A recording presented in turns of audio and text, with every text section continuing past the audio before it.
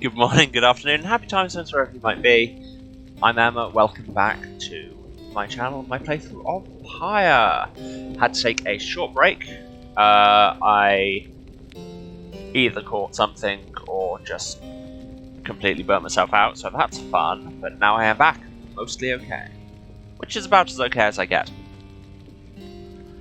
So, those of you who were here last time, all those days ago, will remember we have been exiled to the downside for being able to read, and now we're kind of managing a ragtag crew of exiles trying to go through magical rites that are remarkably similar to 3-on-3 street basketball in order to win back their freedom. You know, tale as old as time and all that. So should we just get going, I feel? Yes, and we had just had our wagon converted into a boat so that we can take this on the road. And by road, I mean sea.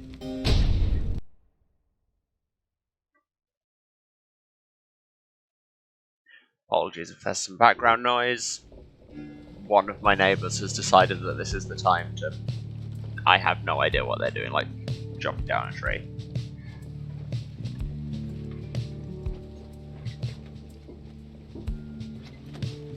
Charities Lady, thank you so much for the gift sub. Good to see you. So, we have a choice of routes. We have Underking Pass, the north current towards the Hog of Warriors, runs as quick as Underking Warriors himself. Ray believes that the 8 scribes will bless you here. Or the Fathomless Trench, south current teams with fish and other sea life. Tizo wants to fish for something tasty here. I personally, just as a person, would rather have food than a blessing, so let's go. Let's press the wrong button because we're used to using a Switch controller. Don't you just love the way that those buttons are reversed for no good reason? Well, unlike every other controller. Anyway. The sea is peaceful for the most part, save for occasional strange shimmers beneath the surface. You realise the lone minstrel is looking down at them along with you. Those shapes down there. Some must be worms of the Sea Dominion cast into exile. Sea Dominion, a vast and war-torn undersea regime home to untold numbers of amphibious worms. I don't know whether I want to pronounce that worms or worms. Having conquered their waters, the worms clambered onto the Commonwealth's shores in search of new wars. I think, like everything else in this, I'll just keep saying it wrong until Logan Cunningham does some voiceover and tells me how it should be said. Frankly, I believe them. I understand they tirelessly fought the Commonwealth's wars, having grown weary of their own. They must make worthy adversaries. Tizo appears to have spotted something tasty. Tizo dives without warning into the depths below. And there he goes again. That one enjoys being at sea despite its perils. Eventually the little imp resurfaces, clutching something in its claws. We got a spotted slug! We can sell it! Alright then.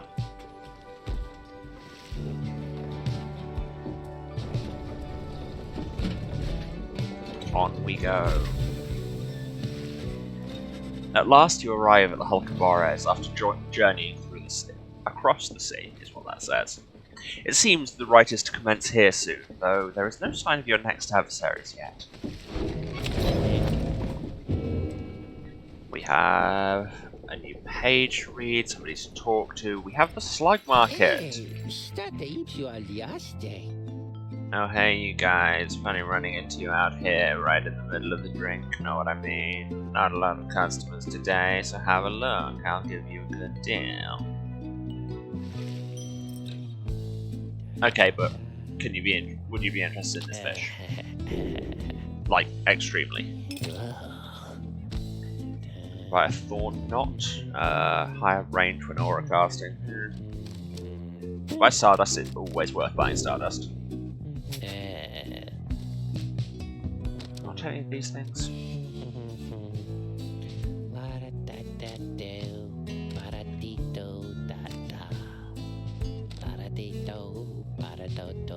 Plus presents might actually be good for a couple of people.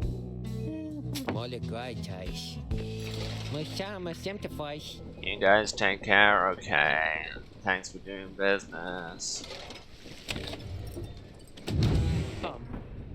Oh hey, it's Jody. Also, we have a bell! A nautical bell among the Blackwagon seafaring equipment. Hedwyn uses it to signal when food is ready. I'm not sure that's not what you meant to do with the seafaring equipment, but hey.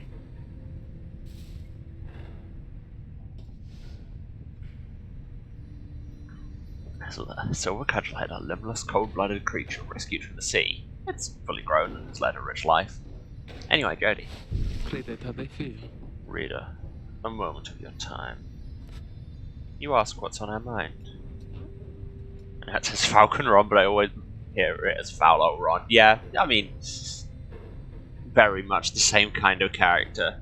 Ice push, Millennium Handed Shrimp. Tom Diamond. Hedwyn. He is beginning to recover from his illness. However, its sudden onset serves as a reminder, I believe. I've known Hedwyn since he was a child. Even now, I hesitate to say that he has grown. Nevertheless, there are such things that even I would never say to him directly. Also, can we just take a moment to appreciate this art and the fact that everybody is in love with Jodariel? I'm sorry, it's just true. For instance, I struggle with his confidence at times, whether he leads us to our freedom or our doom. I am ambivalent. Speak not a word of this to him, of course, in case that is unclear. I shall tell him in my own way, if and when the time requires. In any case, when times remind me of his mortal weaknesses, I end up having to consider what should happen should we become separated permanently. She trails off a while. What I mean to say is, you should know that I am fully pledged now to this quest of ours, whether Hedwyn is the one to lead us to its end or not. I have my reasons. One of them is him. I expect the same holds true for you. That is all I wish to say. Take care, reader. She nods and brushes past you toward the door.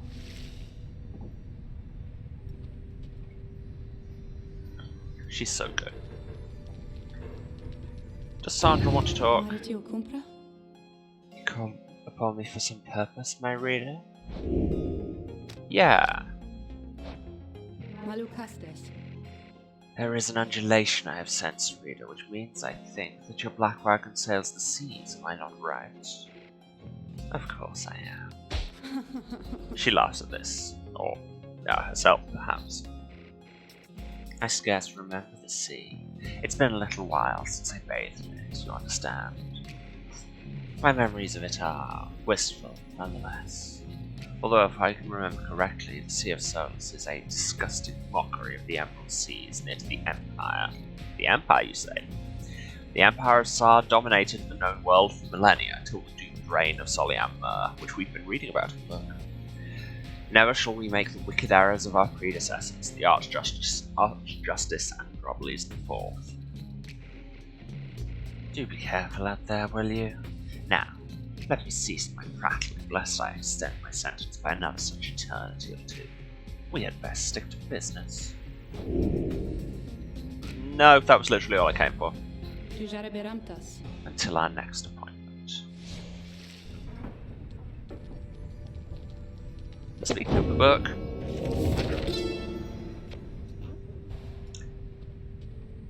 down the river in the words of Golgolothanian.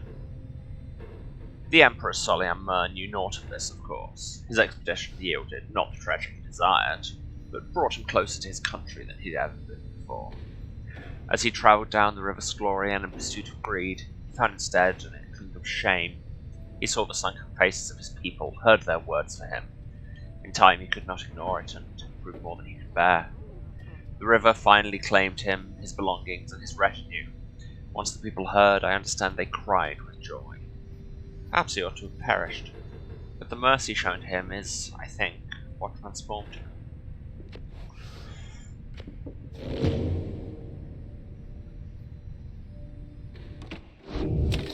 Have I mentioned how much good world building there is in this? Oh wait, I shouldn't have left that because I need to look at this equipment. Because I just got a new trinket. Who would like it?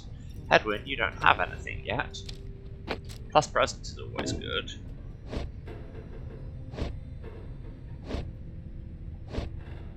And I've got Stardust to spend. Yeah. That's good. And sure, because it's a legendary. Right, now let us do the right. And let's see if I still remember how to play this game.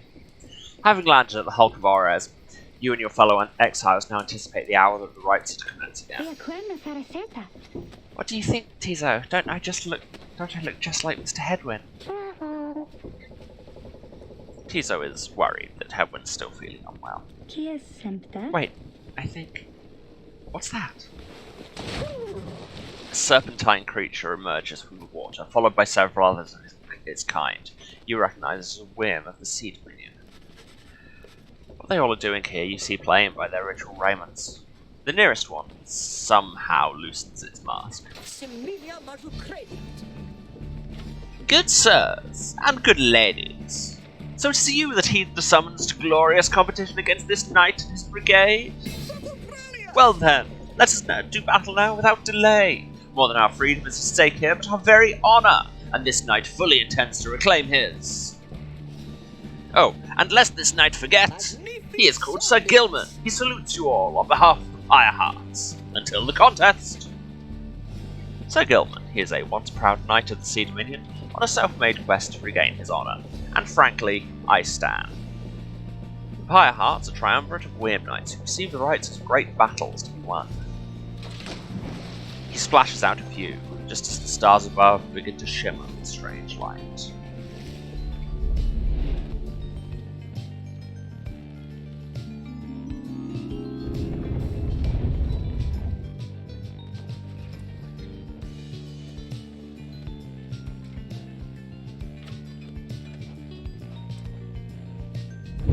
Relentless, aren't we, reader? Even the vastness of the sea was not enough to thwart your coming here unto the Hulk of Ores. You would be wise not to underestimate your adversaries here, despite their pitiable look. I am, of course, referring to the Pyre Hearts. These rites are but another war to them, and that makes you their mortal enemy. I expect your battle to be glorious. Slightly different pitch layout. Your fellow exiles have gathered onto the rotting deck of the Hulk of Ores. As your adversary is clambering in view, Ruki pulls up to them. Say, what are you Wyrms even doing here? Can't you just swim back to the Commonwealth or the Sea Dominion or wherever it is you're from? Haha! An excellent point! It seems then that these adversaries in the rights are clever, wouldn't you say, sire? Just get rid of them already, Gilman. As your commanding officer, this knight hereby commands it. Hark! This knight wishes to introduce his noble commander. No Wyrm knight in history has withstood as many frontline battles. Doff your helm, sire, as is our custom. May our adversaries tremble at the sight of you. Sir Gilman attends to his commander's mask, despite his protests. What? Wait! Ah! Give this knight his mask! This knight hereby presents to you the great Sir Deluge, a noble visit, is it not? He is a petty Wyrm knight of the Sea Dominion, who somehow survived countless battles. Wow, way to get judgy, book. Sir Deluge trembles and squirms. So, yes, you can swim, or no? Ha! Of course we knights can swim, all knights of the Sea Dominion can. But we are exiles in this land, the same as ye.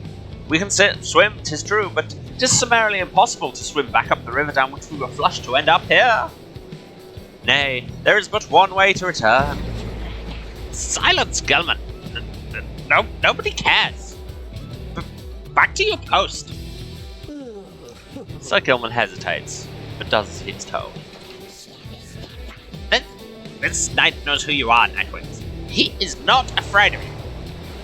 He somehow climbs back into his mask and coils up to his full height. Now, on guard! The exiles of the Worm Triumvirate take their positions, as you focus on the Book of Rites. Okay. Reader, Hedwin's illness means he cannot help us here. He shall be counting on us.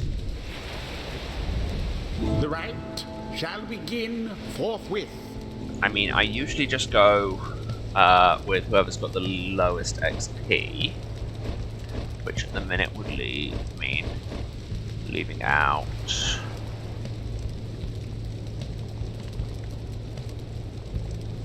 What? Ah, there. 1850, 1850, either Rookie or Teaser.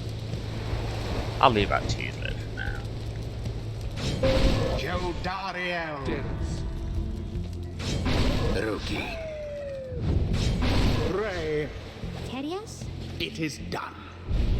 Oh, wow. I've heard so many tales of the Weird Knights. I thought they would be more impressive, though. Gilman! Status report! What's the enemy's position? They now stand ready to confront us, sire. A very brave triumvirate they seem to this night's eye. Brave? Air-sucking monsters, one and all. Pyre hearts! Be ready!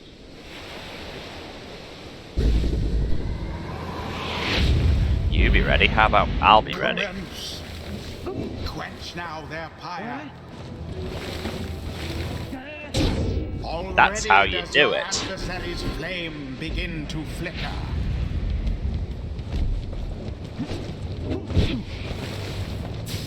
Gilman banished. Get melted. I thought I could jump that. I could not.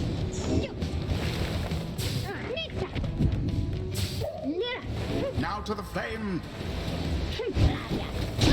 The fire of Nailed it.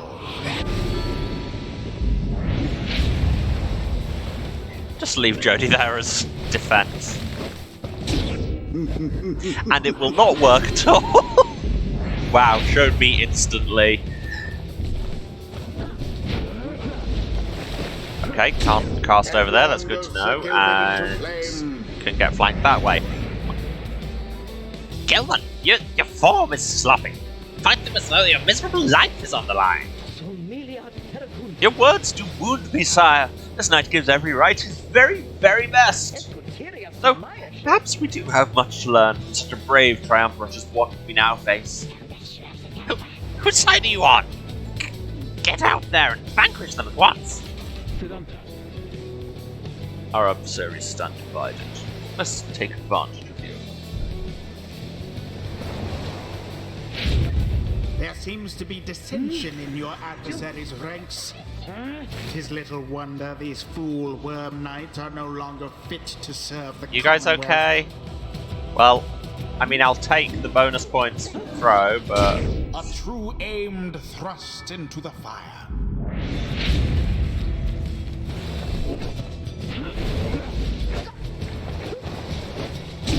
Your pyre weakens.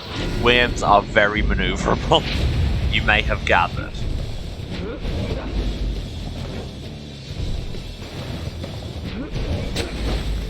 How fine.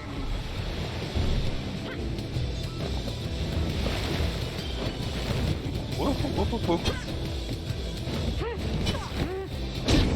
As per the sacred law. As per the sacred law, you must go whoop, whoop, whoop, whoop, whoop.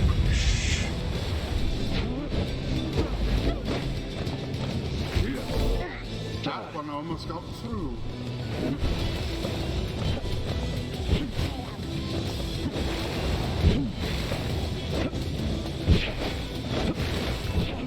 Bye-bye. And it is done.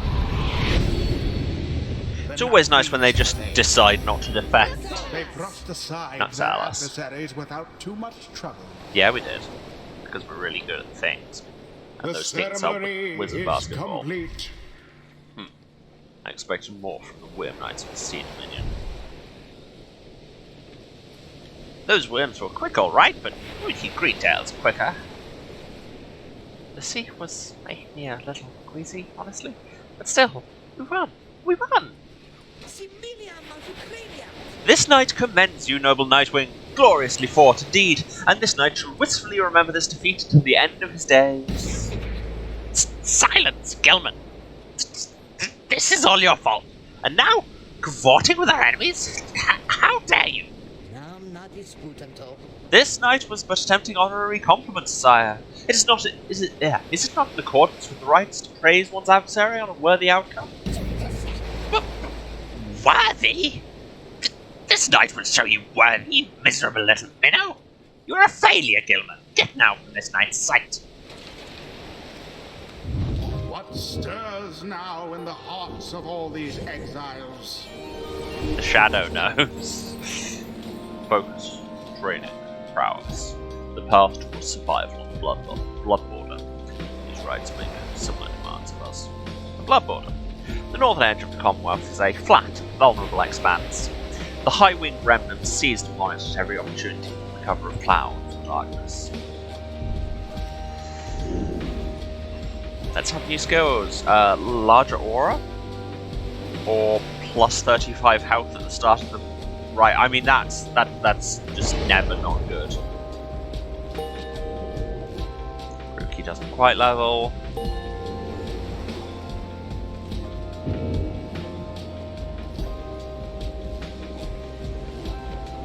Until the next right.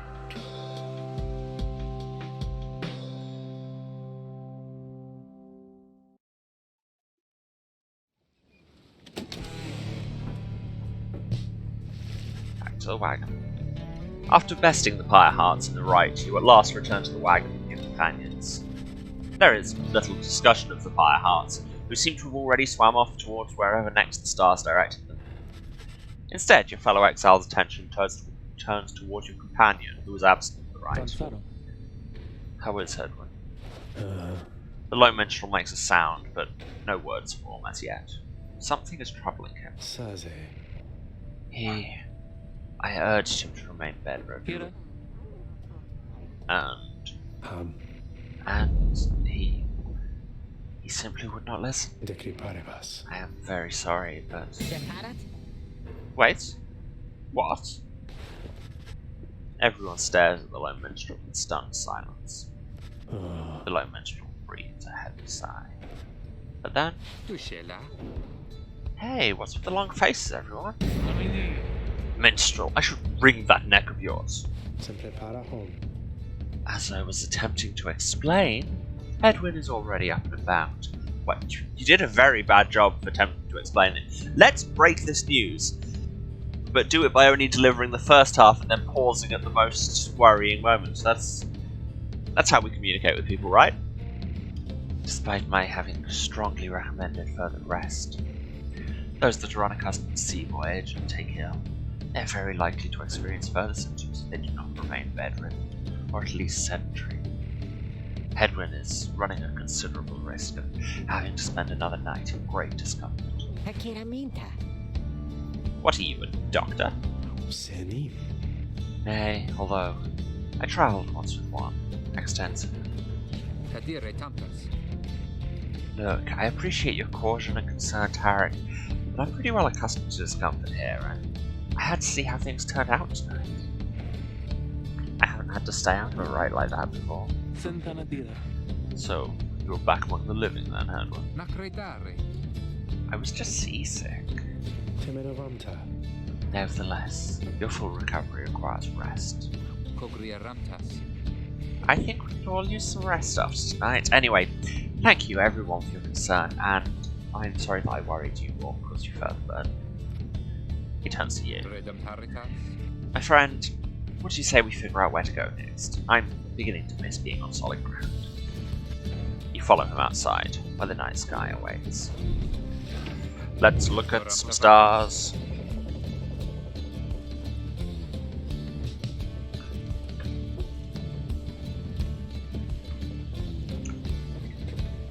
Hey, I wanted to thank you for conducting the rite back there without me being there. I could rest easy knowing you and the others would get through it. Anyway, I'll leave you to your reading. I'll begin to imagine where we'll be off to next. We're well past anywhere in the downside I've ever been. Even Jody hasn't gone this far.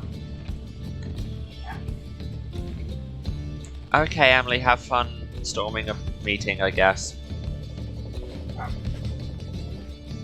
He bids you a good evening as you turn your attention back to the sky. Let's see where we're going.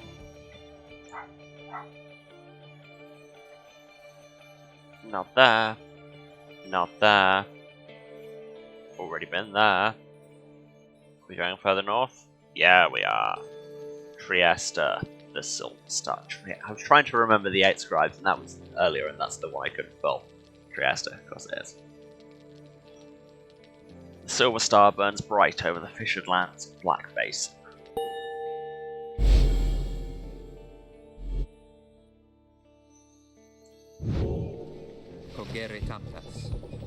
Still further north then.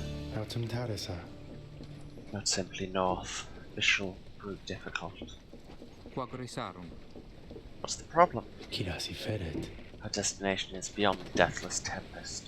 A vessel such as ours has little hope of traversing it intact. What's that then? A tempest raging in the Sea of Solus, seemingly for all eternity. Great. The storm that arose after the death of the sea titan Unfathomed Clernaz has never entirely subsided. Can't we go around it? Given our confrontation with the Pyre Hearts, our chances back in the Windhelm waters will be even worse. Come on, people. It'll be just another day in the downside. Go get yourselves some sleep while we still can. Bet you'll feel better in the morning. Your optimism is infectious. Isn't it? You all concur that rest is in order, for the sea journey has been taxing to everyone. Come daybreak, you shall have to find a way to sail past the Deathless Tempest. Great. But first, Tizo wants to talk. Tizo has been in a rather cheerful mood since being out at sea, and it's pleased to see you. Tizo is grateful at having had the opportunity to catch a fish, for old time's sake. Tizo is asking if you want to know why he loves fishing so much. You sense his inquiry is rhetorical in nature, so you anticipate his response. Tizo loves catching fish because he hates them and everything they stand for. He has devoted his life to the eradication of their kind, ever since they killed his family. Are you Batman? He seems on the verge of tears, though, as far as you're aware, imps cannot cry. Then he leers at you, eyes wide, expecting a response. It seems he told you a joke?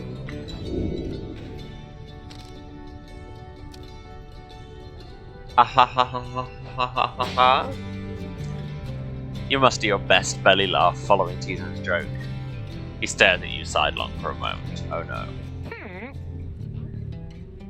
Tizo admits the real reason he loves catching fish is because Vulcan Rock pays a lot of salt for them. Yeah, he does. That was really quite expensive. He snickers back at you and bounces off. Tizo gave one hope. Sandra, anything to say? No.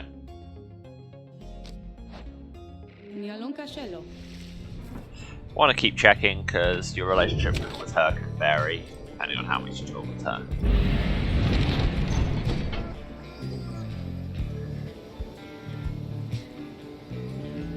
So we have the Ragged Rock, which we can try and run round and round with the Ragged Rock, what we think.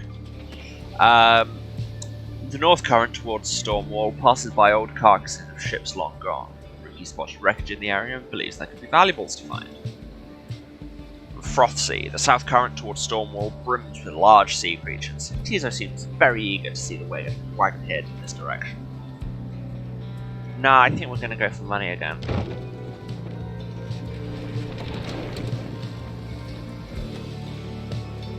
I love the animation with this boat. I love the animation most of the time. The remains of a shattered fleet do little to raise the confidence of your companions, given that the massive Deathless Tempest rages to the north, not far from your position. We ought to be more concerned with that storm than in finding trinkets from retail. Oh, relax already, Jody, and let me do my job. I don't show up when you're out there keeping watch and start telling you to come off it now, do I? You interrupt me in the middle of my work no fewer than 4 times a day. They go on like this for some time before turning to you. Investigating the wreckage is going to take time, but you may find something to show for it. I mean, yeah, why not? You suggest it may well be worthwhile to continue searching through the wreckage after having come this far. Rookie grins wide. You'd see it my way, chum. Now let's see what we can get. After an exhaustive search... sorry, chum. I think I was just chasing the refraction of the sun or something. There's nothing down there. Jadariel fumes at all of this, but says nothing. Jadariel lost one hope. No, this is bad. Should have listened to Tizo.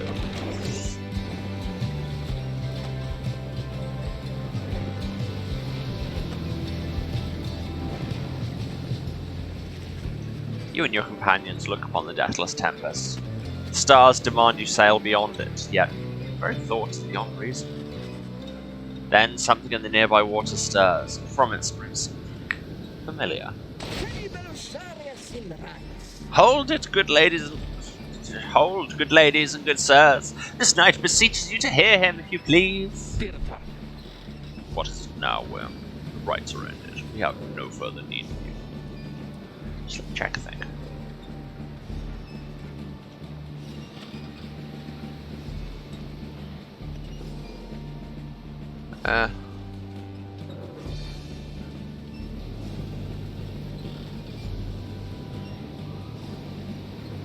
That will do. That lighting was getting a bit much. What is now, Worm? Rights are ended. We have no further need of you. Oh, but you do, and in turn, this knight has further need of you, good lady.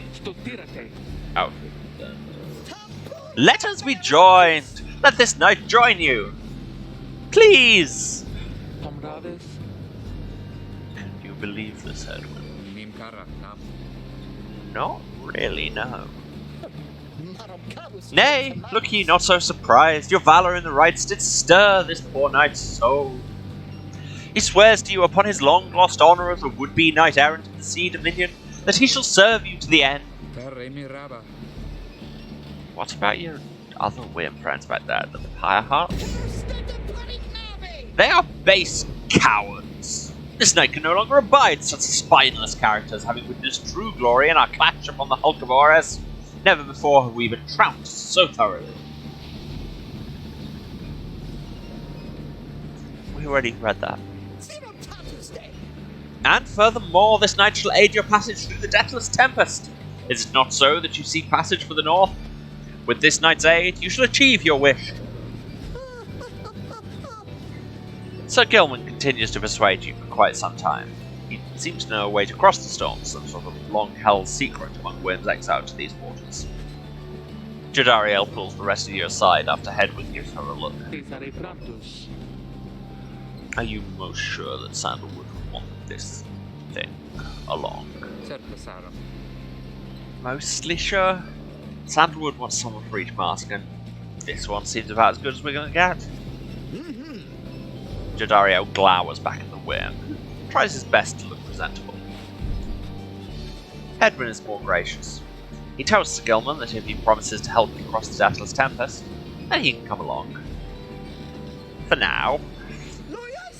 This knight is overjoyed, and he hereby swears to see you past the storm. And again, look at that art and tell me where I stand. The first, this knight requires your consent. Give unto this knight your blessings in the name of the Nightwings, and thus shall he go forth. I just love this. Well, he certainly asked a question there. Yes? As you begin to say something in response, Sir Gilman cries out in triumph. He vanishes into the depths. Yet through this close encounter with him, you cling to some sense of where he's going, and what he intends to do. So Gilman is determined to help you cross the Deathless Tempest.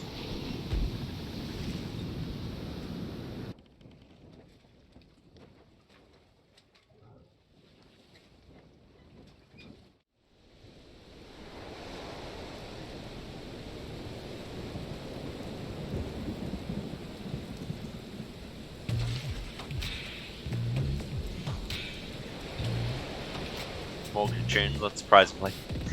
Determined to prove himself to you and the Nightwings, so Gilman emerges somewhere in the outer reaches of the Sea of Solace and calls out to you. Master Reader, if you can hear this knight, then he implores you now. Lend him your guidance. This knight's objective ought not to be far east from here. Today we shall bring peace to the embroiled sea. Know, however, that among this knight's brethren, the actions we are about to take are highly forbidden. But they are highly just! Thus, Sir Gilman sets forth to quell the storm that rages to the north.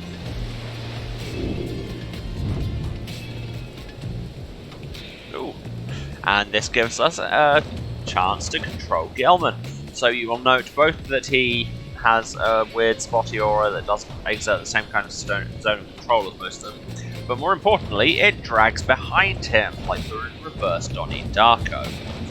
And then, whenever you want, you press B, and instead of casting, snap to the back of the trail, and it all explodes, and it's great. I really, really like playing this Gilman. Part of it is just because he is a very fast boy when he wishes, but also the aura thing is fun.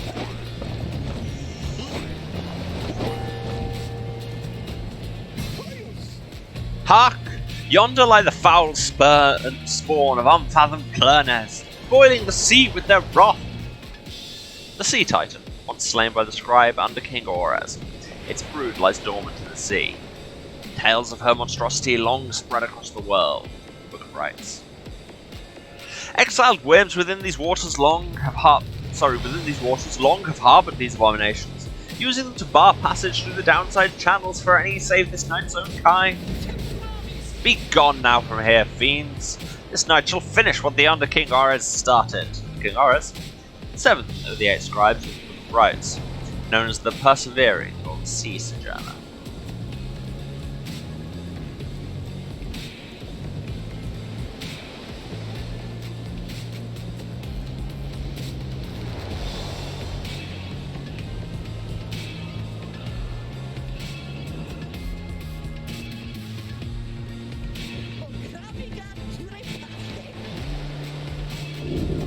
Banish the foul spawn, that sounds like something I can do. See the bubbles pop when you slash.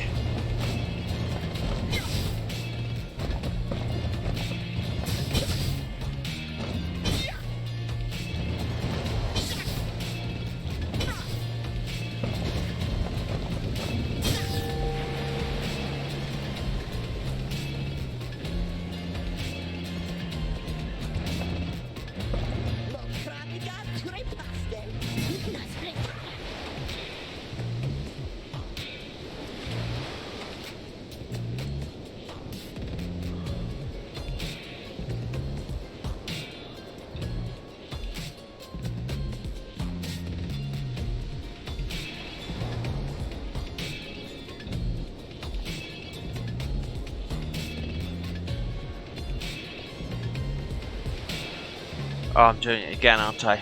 Come on. This is what happens when you don't sleep, kids. Not that I'm a role model. Hold it right there, you traitor slug! How dare you turn your back on this knight? You're superior! Superior by rank no longer, for we no longer serve the Commonwealth's laws this knight checked. Here, you hold no sway over this knight. Ah! And what have you done to the spawn? Have you no honor left at all? Yeah, you make a good point.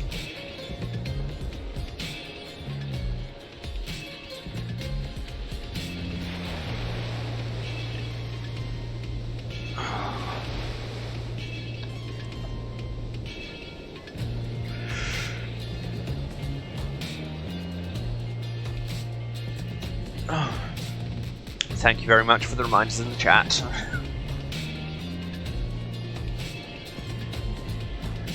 This knight has done that which required doing. His honor cannot sink much lower anyhow. He figured this would be an ideal time to free himself from servitude to you. What? Why, you? You dare to staunch the Tempest for those Nightwings? Good Sir Deluge.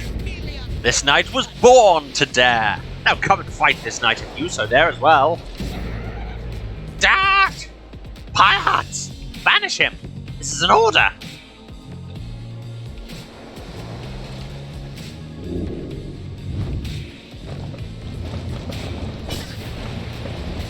So now we just need to keep spamming Aura Blade until we can kill them all. Like that. What now, Sir Deluge? Shall you not face this knight yourself and leave the dirty work unto your charges? Fine, Gilman. Your wish to stand against your commander? Then have it your way. Sir Marsh, Lady Seagrass, to me. Banish now, this troublemaker. Yeah, Bio gives you nothing there other than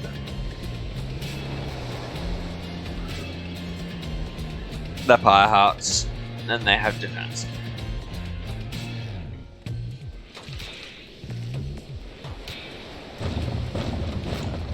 Well, that's not ideal. Oh, I was meant to be moving there. For some reason, I was waiting for the thing to start. Did you see, Gilman? You shall ever be inferior, even among the weakest of our kind. Gilman? Where did you go? Gilman? Gilman! But Sir Gilman's banishment served as the perfect ruse for him to elude his adversaries and return to his newfound allies. Yeah, I was waiting for the ball to spawn in because I forgot it wasn't a normal right. This knight would say it was an honour serving you, Sir Deluge. That would be a bald-faced lie, and yet another stain upon his blackened reputation. Until we meet again. What? Wait, you lowly traitor! This knight will have your head! Gilman! And I'm glad, mild spoilers I guess, Sir Deluge isn't going to be in that much for this because that voice was not particularly fun to do. Ow. As the day wears on, there's still no sign of the Whim Knight. Your companions grow restless. But then... Hail! This knight returns with newfound tales to tell and new scars to show for them. Sir Ullman is... Ullman? God, I can't even read right now. What is up with me?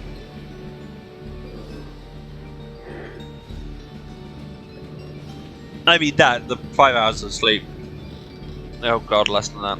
4 hours of sleep will probably be involved.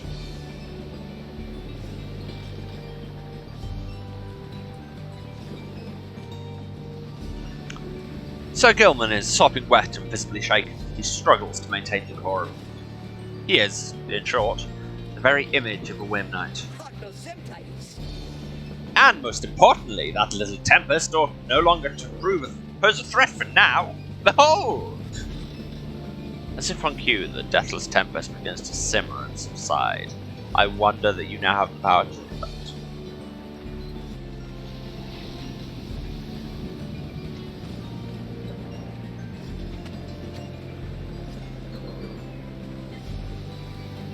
As if on cue, the Deathless Tempest begins to simmer and subside. Did I say that already? I genuinely don't know.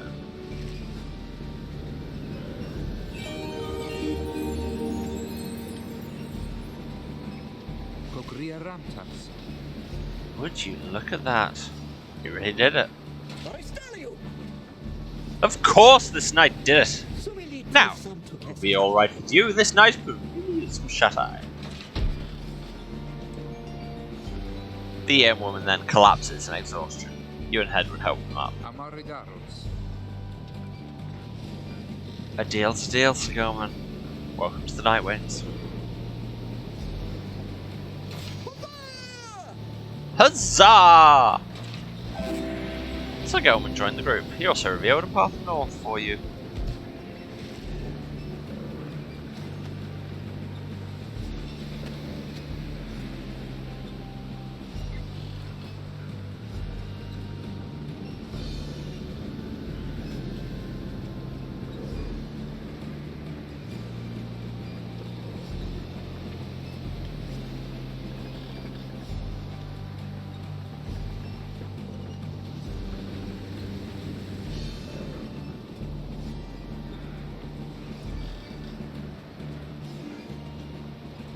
New chair looks good. Yes, it very much is. Actually spent the money on a decent chair this time and you can feel it.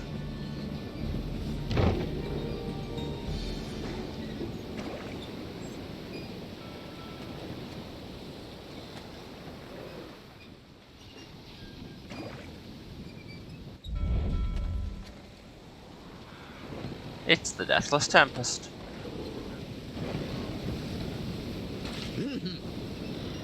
Now, I am just going to test a thing. Apologies, as you were. With Sir Gilman's aid, you managed to breach the Tempest.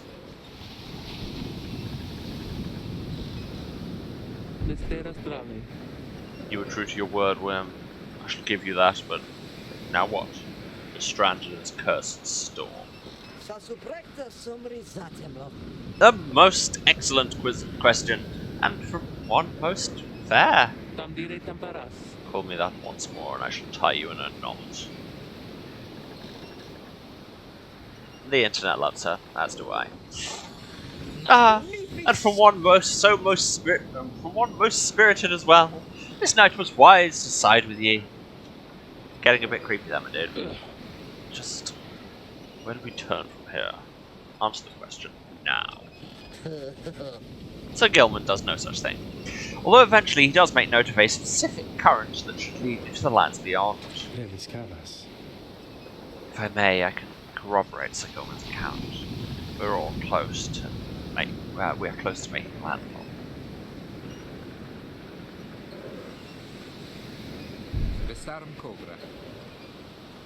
Then let me be the first to say, let's go.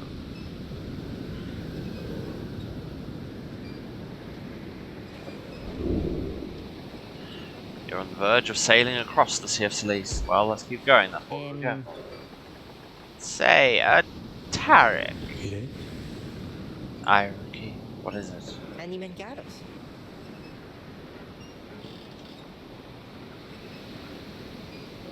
That lute you're always carrying around. You know how to play the guitar, don't you? Play that thing, even. The word guitar is nowhere in that sentence, and I almost read it in like 3 different points.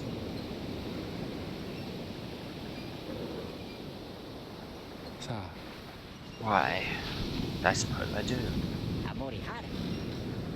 Good, because I was thinking it's a little gloomy here. I could use a little tune to lighten up the mood. Know what I mean?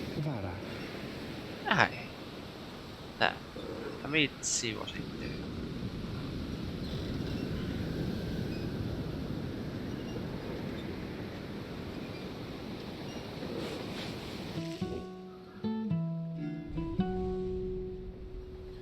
We don't have.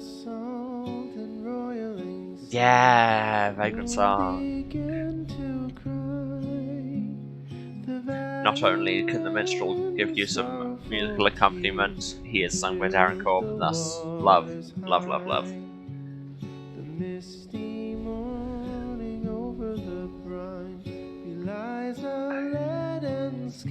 He does sing.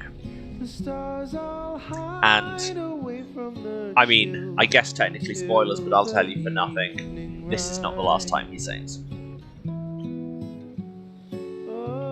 So Gilman claims the downside's northern landmass should be just beyond these waters.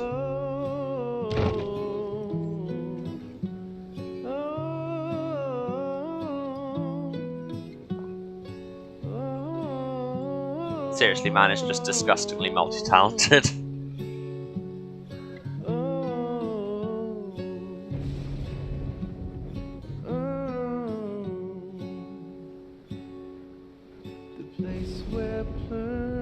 Scuttled her foe, the doomed ship still resides. The Titan met her, and on its prow, forsaken by the tides. In death she leaves her stain on the place. Have I played Where the Water Tastes Like Wine? No, I've heard good things about it, and that's another one with a notable soundtrack, isn't it? Who did that? Because my brain always confuses it with Flame in the Flood, which I also haven't played. And I also can't remember who did the soundtrack of that. I was looking at it yesterday. Anyway, this is to get to the game we're actually playing. At last, your wagon rumbles onto solid, jagged ground, the land called Black Basin. Your fellow exiles unpack the wagon so you can take stock of how best to reach your destination. Black glass, searing vapour, and strangling forests mark the forsaken lands that loom across the sea. The 8 scribes first discovered this, the northern landmass on the downside.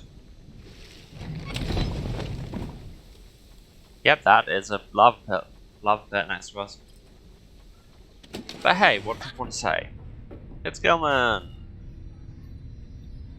And what's Sir Gilman brought with him?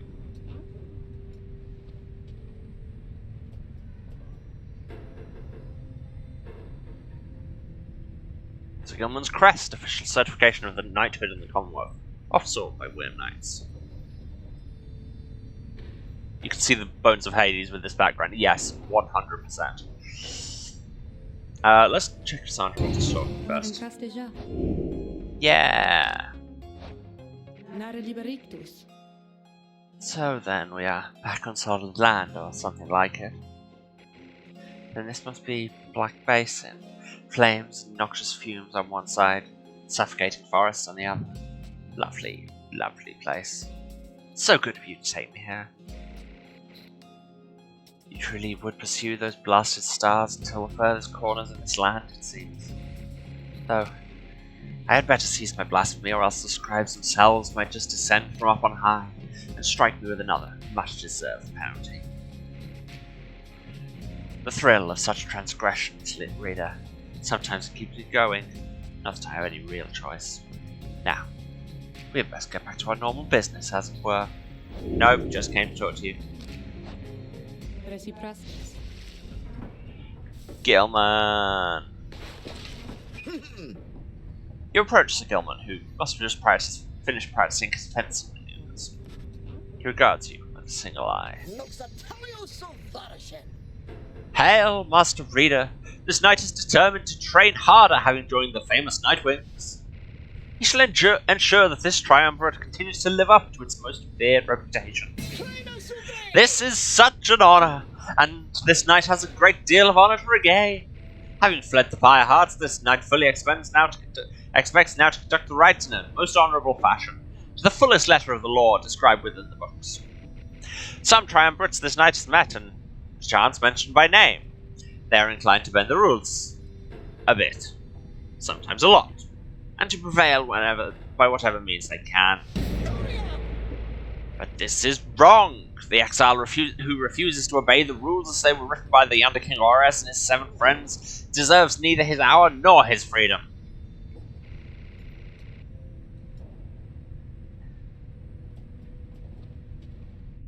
Thusly, does this knight have confidence the Master Reader will resist any temptations to conduct the rites in any underhanded fashion. Now, this knight must undergo a thorough cleansing, having trained until the point of foulness. So, please excuse him, Master Reader.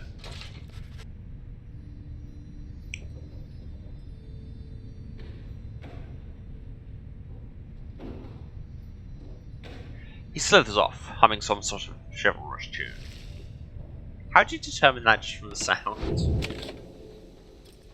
Let's survey the surroundings. You find that Hedwyn has asked for several volunteers to scout the area and report back. Alright everyone, don't go too far and let's meet back at my desk. Please use caution.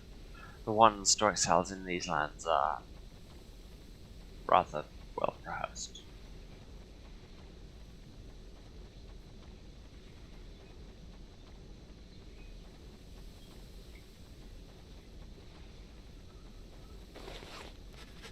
For your part, you remain with the Black Wagon to keep watch.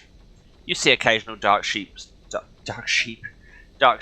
soaring across the sky, but none of them draw near enough for you to see it in any detail. Eventually, your companions make their way back, and everyone arrives as planned or earlier. Hi, everyone, I'm back.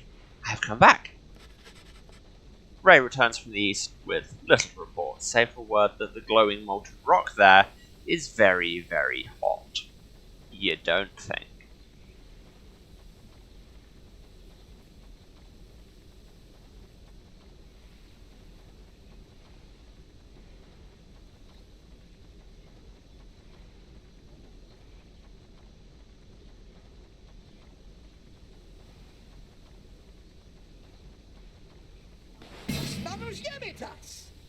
This knight yet lives, although he has little else to report.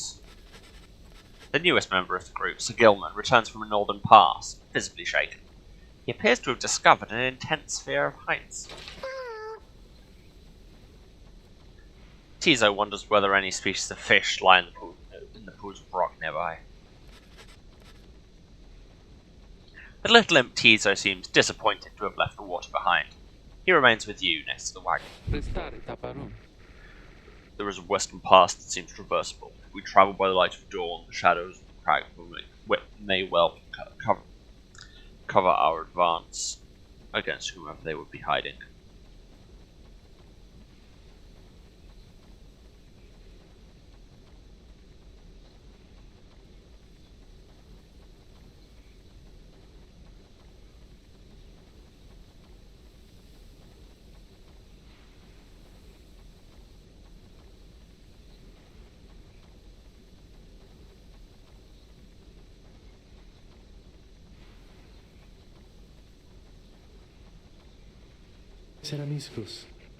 Begging your pardon, I do not wish to contradict your strategy, madam, though, in my experience, we shall not remain hidden for long during the climb toward the nest of Trieste.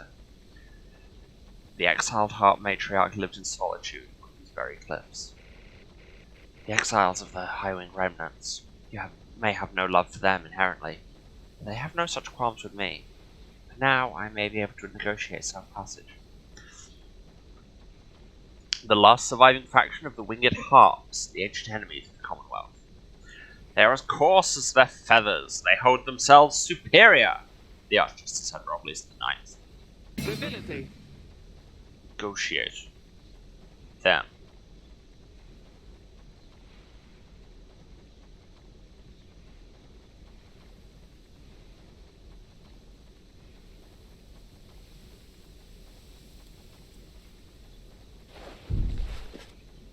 Then Hedron steps in as the lone minstrel bows and backs away. Hey, let's not decide on this just yet. We're not going anywhere right now. That much we can agree on. We'll decide how best to go ahead come morning. Now, let's take care of the rest of the afternoon and get our bearings. Cesario glances at the sky as a cracked everyone disappears.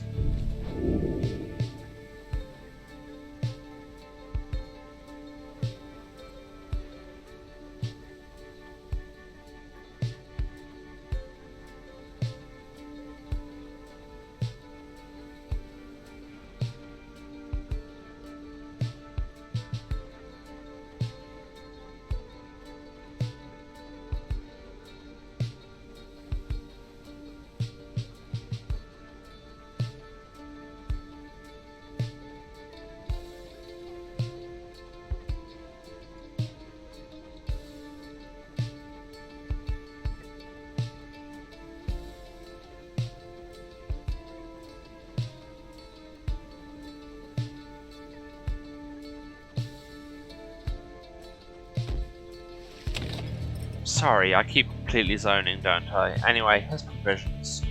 But I am going to pause the game here and take a little bit of an early break.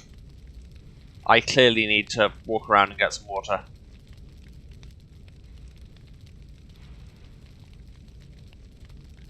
And I will be back in 5 or 10 minutes. Okay, back in a few. Okay, so, yes, here we are at Flame Lake, which does look very Hades, as has been said. Excellent. Outstanding. And perfect.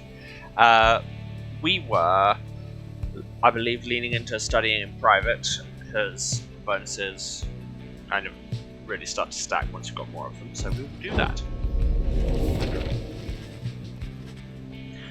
You locate a secluded area nearby where you should be able to study the rites. Through greater understanding comes the reader's influence. Okay, so we've currently got 1 quickness, 1 presence. Well, why not get 1 hope right now? If you concentrate on the substance of the words and teachings of the Book of Rites, such as you understand them thus far, inspiration comes to you in a flash, whether from the book or from within. You cannot tell. Reason influence spirit. Yay. You've never played Pyre? Well, enjoy. And if it doesn't make sense, that's probably the idea. It's a lot of this is just learning about the world as you go. Let's continue. So, we can go to the Blackshore, the low road to the Nest of Trieste, past through the raised sharp sands. Jadario wishes to avoid the harps by staying on low ground. For Highwind Cove, the high road to the Nest of Trieste is controlled by the Commonwealth's aged enemies. Tarek believes he can negotiate a safe passage with the harps. Let's talk to people, that never goes wrong. Disclaimer, it has often gone wrong. Show yourselves, you frightened little birds. All day long, winged shadows cross the sun, being watched. Jadariel is very unhappy about it, though the lone minstrel now tends to calm her. Perhaps I can communicate with them. Please believe me, madam, when I say your enmity towards the harps and best be held in check here. The harps, a winged race also known as the Highwing Remnants, are war with the Commonwealth. They are as coarse as their feathers, they hold themselves superior. They are just as unrobly as the ninth. Jadariel looks at him with fury in her eyes, yet he retains his calm demeanor. Soon, she grants his request with a silent gesture. Then he calls toward the heavens. Good sisters, we are humble travellers such as you, and beg your leave. We journeyed by the sea and seek safe passage through your lands. We shall not disturb your hunting or your nests. The request is met with nothing but silence. You search in vain for any indication of acknowledgement. Then, without notice, one of them appears.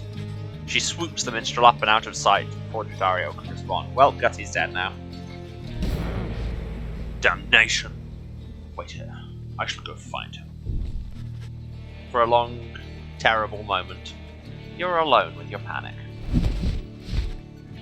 Soon, however, the lone minstrel returns with the sound of flapping wings. He dusts his cloak and calls out towards them. We thank you for your hospitality, good sisters. We shall be on our way. Having seen this, Jadariel returns, sullen. The exiles of the Highwing Remnants are letting you pass for now. It seems they're having some dispute within their ranks. Wish no further troubles for the time.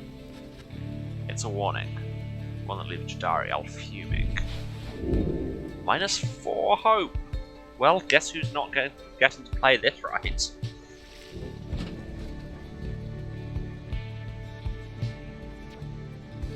And up we go to the Nest of Trieste. At last you arrive at the Nest of Trieste, where the next rite is soon to commence. You cannot shake the feeling that unseen eyes watched your wagon ascent, and remain watching now. We have new readings to do, and we have the slug market. Oh hey you guys, what brings you way out here? No way, don't tell me I don't want to know. All I want is you to get the best deals in the downside. You're now selling Righteous Flame, heals our Pyre up we go there, it's not bad. Shadow, Adversary's Badge, take longer to return here. No, I just want some Stardust. No, that was Learn which one says proceed and which one says cancel.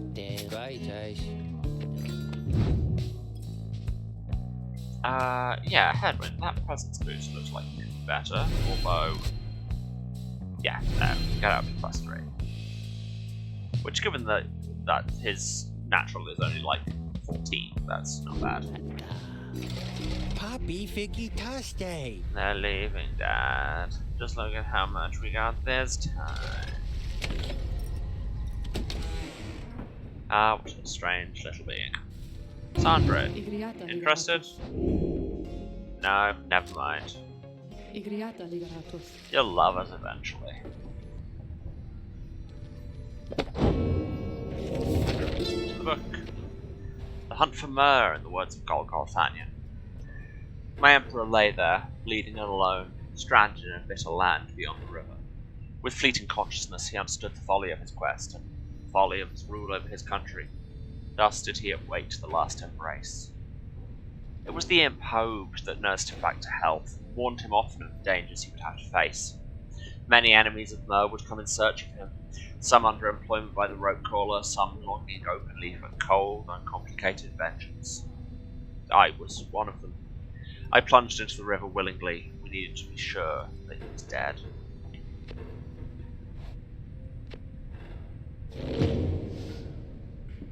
There's a cool backstory, and you get bits of it so infrequently. And here we have a giant dead unicorn question mark. Anyway, let's do the thing. You and your fellow exiles gather on the blasted lands called the Nest of Trieste, expecting the imminent commencement of the rites.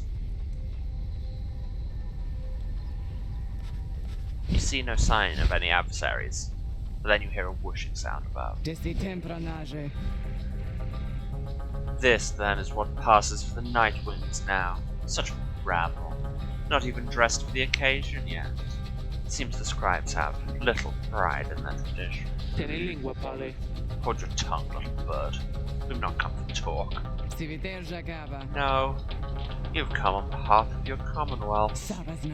Mark well my words, you want filth. When at last we free ourselves, your home shall burn. With that, the harp swoops off as Dario glowers after her. We already read the thing about harps.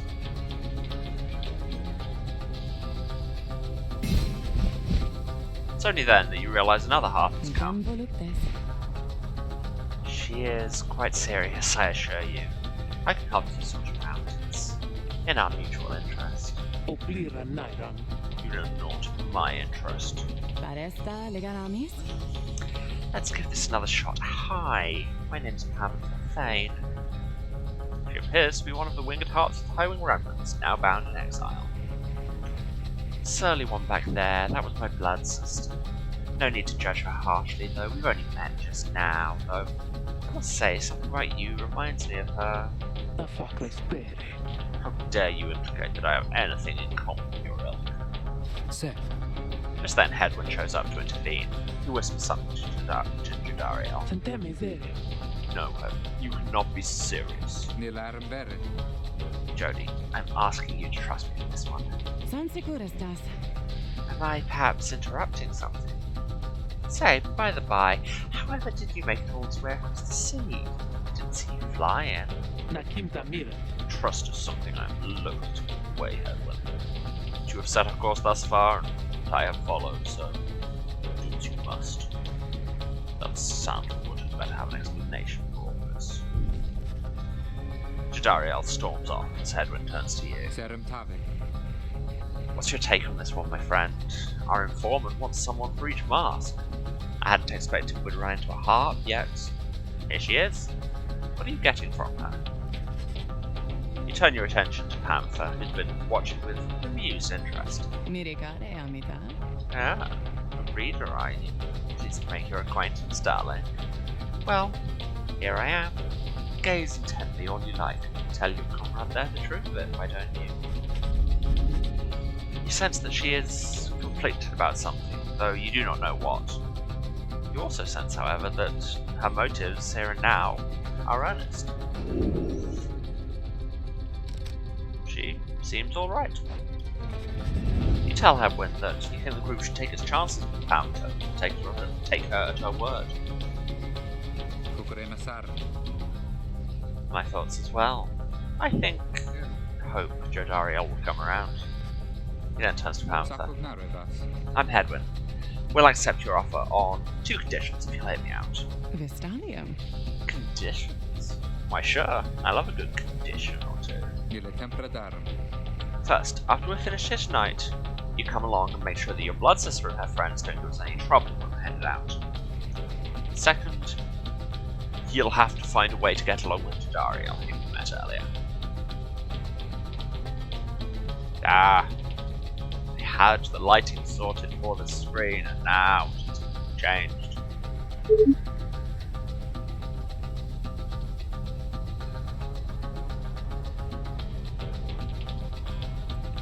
And now half of me is transparent. Apparently today is the day I have all the tech problems. You will excuse me a moment.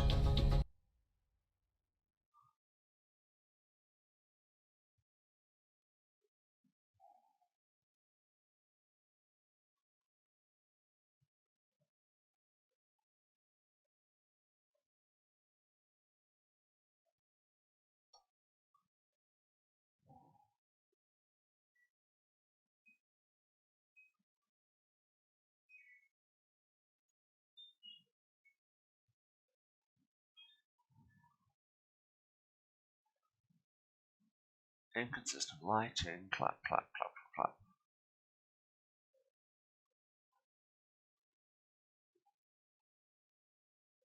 Okay, that'll be why the light has changed. I just looked outside and it's snowing. It is the 6th of April. Okay, that's a thing that is happening. That's why there's not enough light on that side, because it's a lot darker because it's snowing.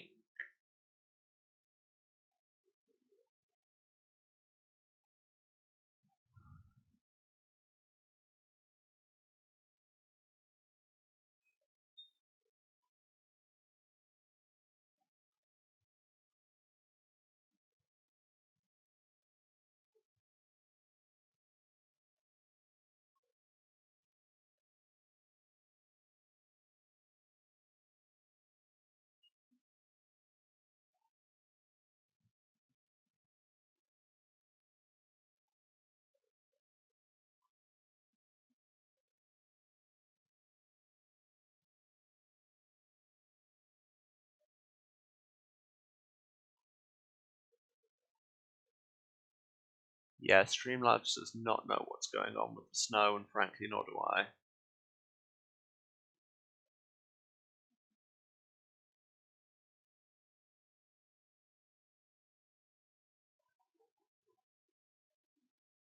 I would rather my right arm didn't disappear. But you know.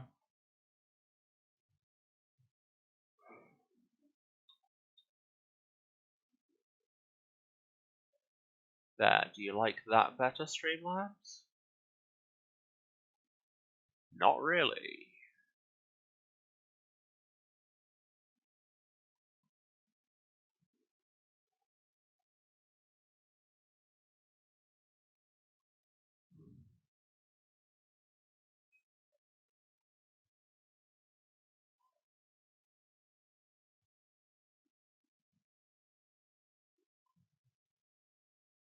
Apologies for the slight technical difficulties.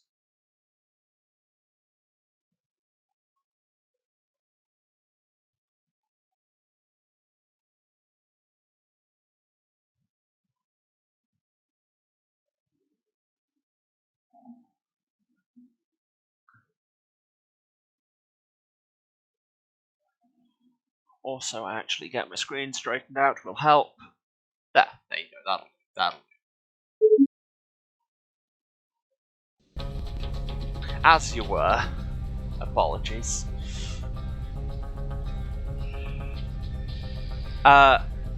Yes. Brilliant. I had no plans to stick around here anyway.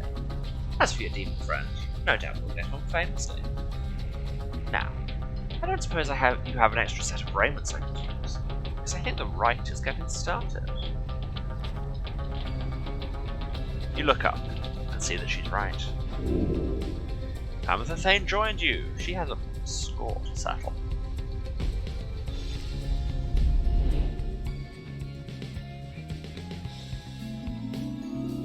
This is what I get for relying even vaguely on natural lighting.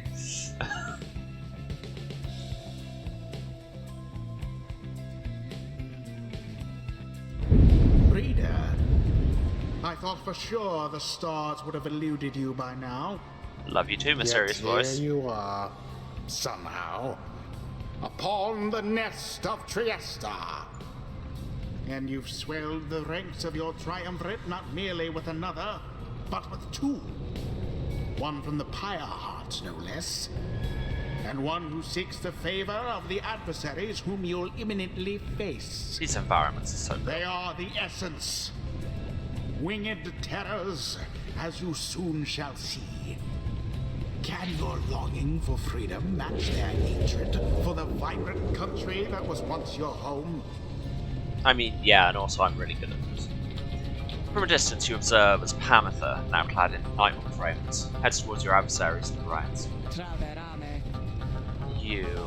What sort of heathen harp would dare take wing against us? Your new companion then loosens the bindings on her mask. Hello there, Tam.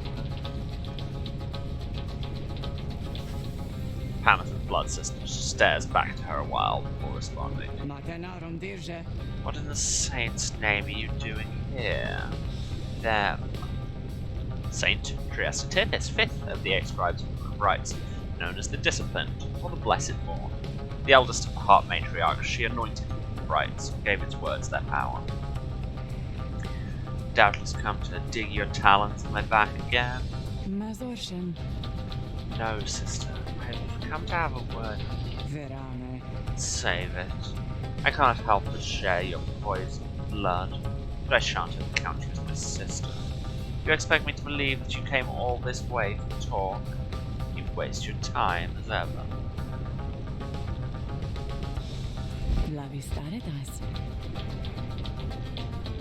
What's life if not a waste of time, dear sister?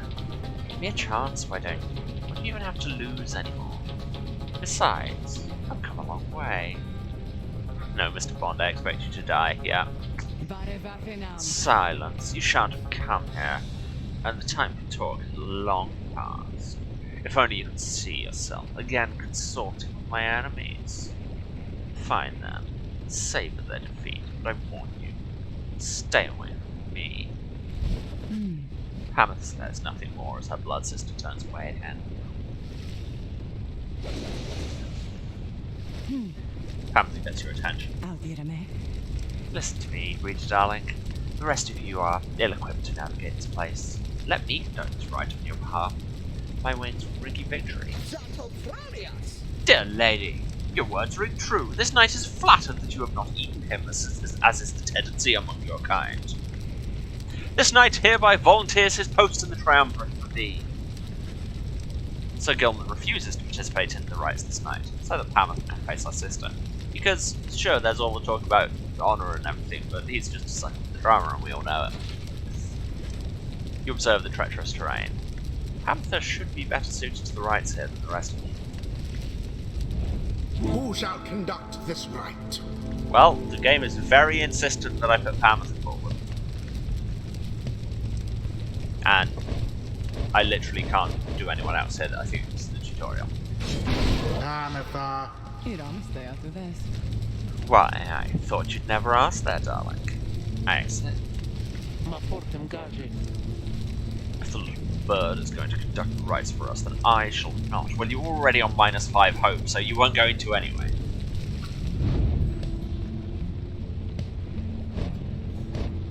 Plus, you've got a billion XP. And then the two with the lower XP out of these three are Tizo and Hedron. Headwind. You can count on me, my friend. Oh, and I worked out Yes, I too hate twin names like Panther and Tantha. It's just like, no, work it out. Minimum effort was paid. Yes, I worked out what it is with harps and whims and witches and their auras being a kind of loosely defined field around them. It's, you'll remember, with most people they've got the auras, and when they link up they get a lot bigger. The ones without the circular auras can't do that. They truly have to be Gen Z parents of Panther and Tamatha. Yeah, basically. Tizo. Tizo promises to do his best against Tamatha in the essence. The choice is cast. Come then, sister. Perhaps when we're finished here, you'll spare a moment of your time. I shan't be tricked by you again, Tamatha. How poetic we meet here in the downside. I can think of nowhere else where I would rather see you rot for what you did. To our people, and to me. Tamatha seems to sense your presence and then catches your attention. Hello there, reader darling. If I could be at your mercy in all this, I'd like it very much if you could minimize how often I wallow in a state of banishment. Quickly, let me show you what we sisters of the Highwing Remnants can do. Reader, you put yourself amidst a feud between two sisters. I was given very little choice That in the seems matter. entirely unwise. Even for you. Tread lightly around that exiled Pamatha. Cool, you Her done. kind's all but forgotten Saint Triesta's grace. Cool, you done. Cool. So yes, instead of jump, she fly. That's what the wings are for.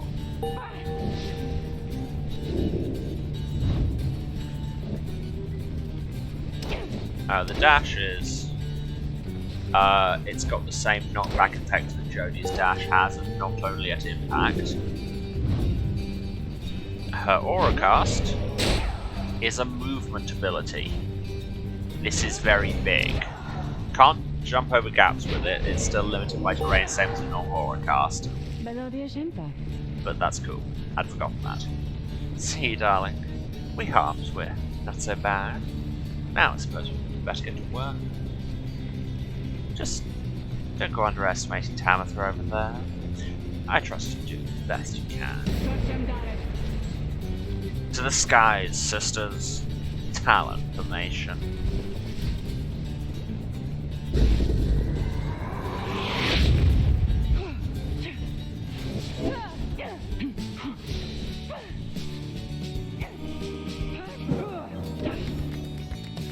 Engulfed within the aura. Did the thing. The night wings Pretty sure there's some achievement for that. The first time you manage it, giving somebody the orb and then using it to, and then using your aura to kill them because they don't have it anymore. Yes. Get him, Don. Headman, was it? Tell me something. You know how to fly? I wish I did right about now. Then listen now. My blood sister there, she'll swoop right past you if you're careless, but we harps simply can't get much altitude down here. So if she goes for any unfair tricks, just jump for it and catch her in the act. She always hated when I used to do that to her.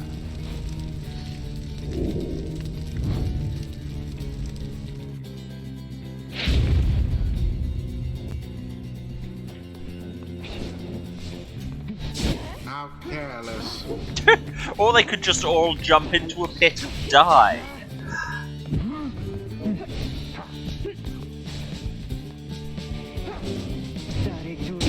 Beauteous. Wow, I feel like they gave me that point. Now plunge into the flames. Ah.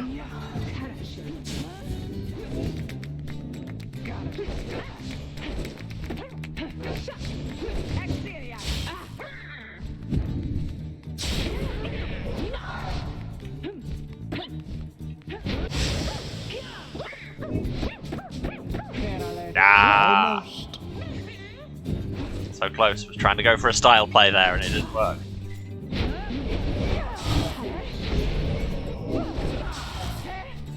Pressed the wrong button there. That one was entirely on me. Tread lightly.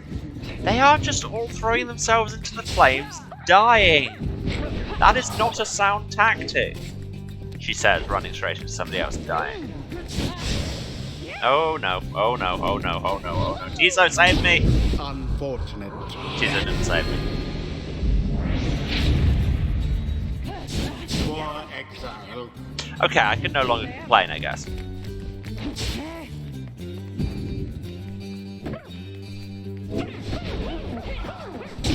Tizo doused their pyre. Yeah, he did.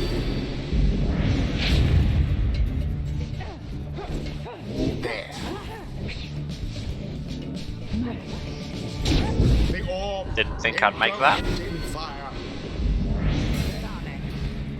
Damn you, Hamatha. You are no true thing. To think that you have the gall to call me sister still after everything you brought upon us. The lights changed again because it stopped snowing. Sigh.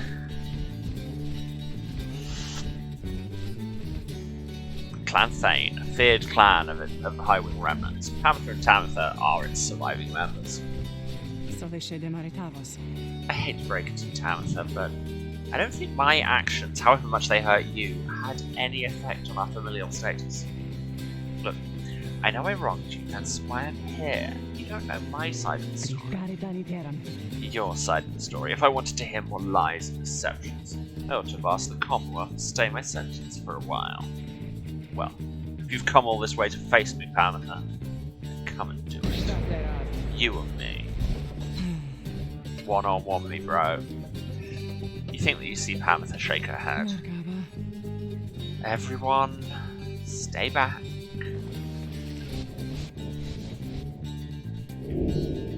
Prevail over Tamitha. What is it those two think they're doing? The rights are not the place to settle petty scores. Ah, thought I had that.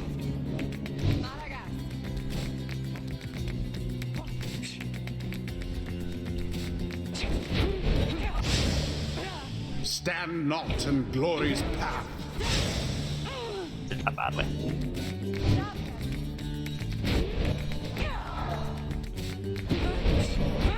So Tamitha's the better sister then. Let us Well. continue in the customary way.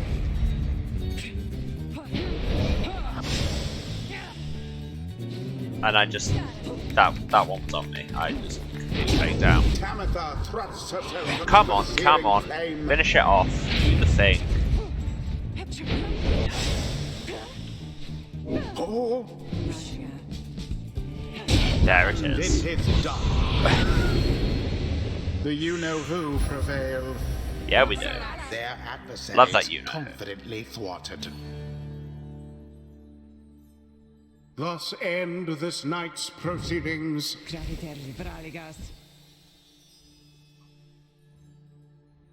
You Commonwealth filth. Only through that traitor's help could you have beaten us. You postponed the coming of our liberty. But we are ever patient, and our sisters on the other side shall have their day with or without my aid. It sounds like you're about to break into friends on the other side. Are you, King David? Is he following me through these strings? Tamitha, wait. Please? You've found good company there, Tamitha. May you wither here with them. I hope sincerely we shan't ever meet again. Tamitha stands, motionless, as her blood sister departs. Hey, she's gone. The rest of us are headed back. What about you? Sure. I don't see why not. The 8 scribes bless us with their ways. Getting levels. I used to think the scribes were just the stuff of stories, but all of this really is their doing, isn't it?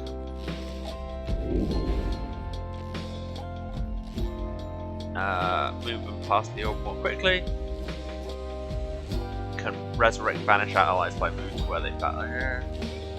that seems situation, I'll just go with one that's always good. Witness the rites firsthand and be inspired. The imp Tizo appears to have a certain depth of knowledge. Tizo just had a flash of inspiration about his role in the rites as part of the Nightwings. Quick return from blowing up, or bigger radius on blowing up. Now let's go for speed.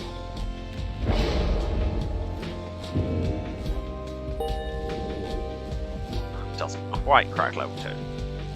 But that's fine. We can make it work. Until the next rite.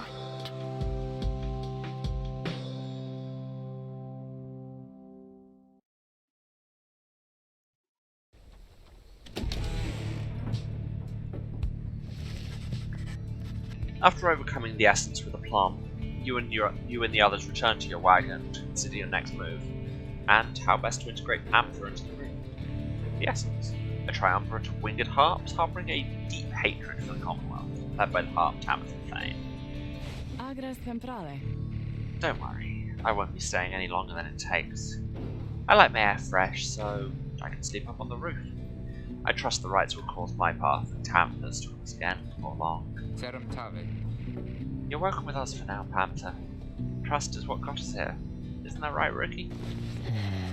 But Rookie does not seem to hear the question. He's been rather quiet since first encountering you, you guessed. Panther shoots at one of their smiles. He stammers something about having to check the wagon wheels again. He runs off.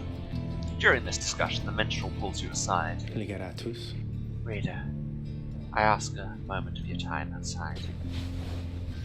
Alrighty then. Consul simpletavas. There is somewhere I may ask we go here in my basin, Reader. By your leave, of course. Provided the stars allow it. Would you look upon them for us, please? Sure, why not? Look at some stars, find out where we're going. Is it this big red one? Yes. Blue, the vernal star, burns bright over the densest woods in Black Basin.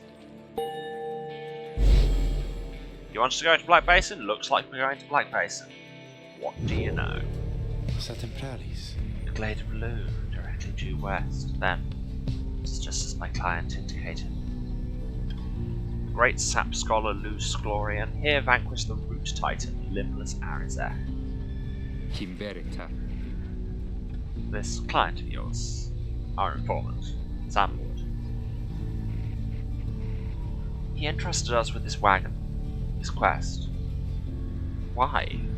What does he want from us? Requestarevas. You may ask him yourself.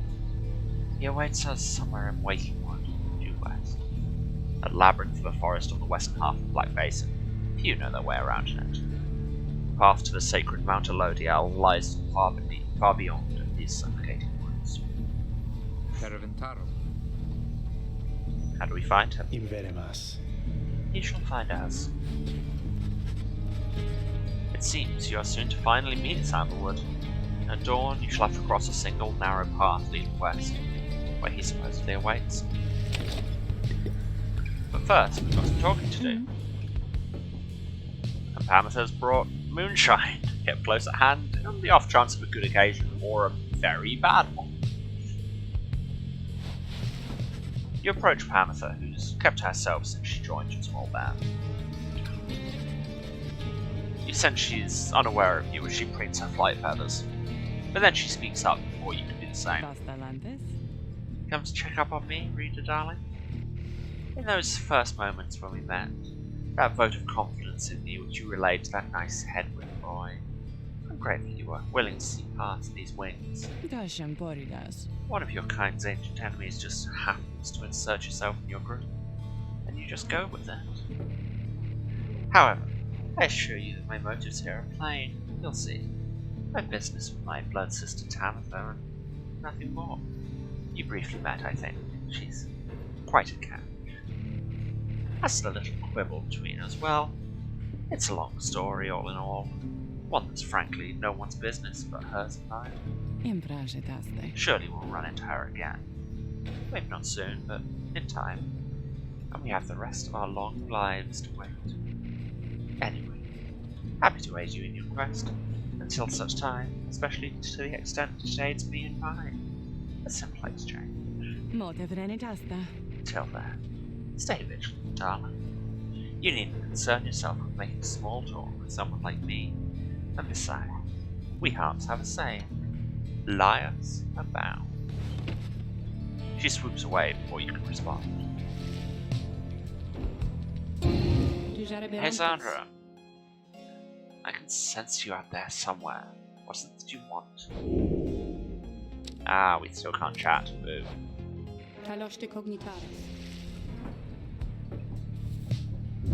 We never read the bios for our new friends. Did we read them on the teaser? Yes. Yes.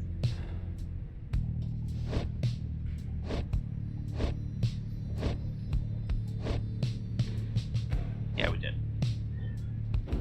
Sir Gilman, the Honor Seeker, one of the outlandish weird knights of the Sea Dominion. He appears to have withstood many battles in the name of the Commonwealth, which employs many of his kind for its ongoing war against the Highwing remnants. His exile seems to be self-imposed, though even he can only take so much abuse from his fellow knights. He's a worm, relatively intelligent amphibian, known for their chivalry, hot tempers, and reckless determination. It was inevitable that the Sea Dominion's teeming masses clambered onto shore seeking glory. Worm Knight. The title Knight means nothing in the Commonwealth, but it means a lot to worms. Those who clambered from the depths found a willing new employer in the Commonwealth. And Pamitha, the guilty sister. If the Commonwealth fears anything at all, it's the heart of the Highwing remnants. She's clearly one of them, many of whom have been exiled and prisoners of war. She seems to have an unusually easygoing attitude toward things, though you sense she's in pain or in a state of turmoil over something. She has a harp, which we've read, and a talon. The fiercest squadron in the Highwing remnants is the reason the Blood Border is thusly named. Unable to stop the talons of the Highwing remnants, the Commonwealth sought to destroy them from within. Do we have spare talismans? No. Well, off we go then.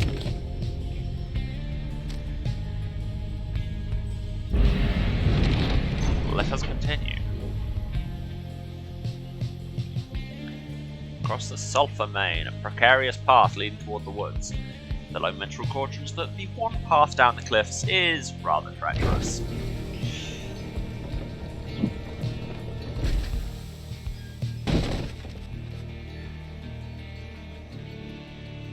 The wagon has hit a snag descending the Black Crags. Its wheel is stuck. Jadariel is not pleased. First, that blasted little bird. Now this. Though you lack Jadariel's raw strength, you join in as she attempts to dislodge the wagon. At last, with a roar and a heave, she forces the wagon back onto solid ground. May the sandalwood be worth all of the hassle. Thank you, Jody. I'm guessing sandalwood doesn't like to be kept waiting. He is very patient, on the contrary. Not I. Let's move on. Soon, the wagon is prepared to press onward, down the jagged slopes toward Wakingwood. Your companions who explored ahead advise on which of the four paths is best. So our choices are Flamberg, which is a great name. Lands on a northern plateau over Wakingwood, pocked with seething fissures where Sir Gilman thinks he can find something valuable. Or Glass Peak lies to the east of Wakingwood, riddled with black crags. Pamitha says she can procure a talisman. Well, I was just saying we didn't have any spare talismans now that we have more people, so let's do that. Sorry, Flamberg, it's a really pleasing name, but not today. Having gone the route Pamitha recommended, she directs you toward a particular crag, no more conspicuous than any other.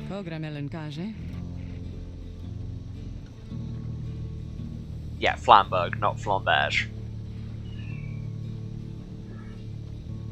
They clip our wings before they cast us down, you know. But just the same, we learn to flit around a bit. Just watch.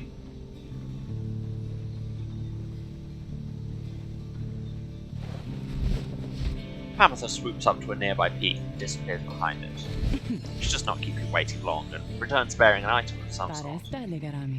For you, reader darling, we Highwing remnants stash away such things for such occasions. Hamatha found a Titan tooth. After blocking the airborne adversaries, the bearer briefly stuns them and knocks them back. That's not great. Like, that's not a thing I tend to do.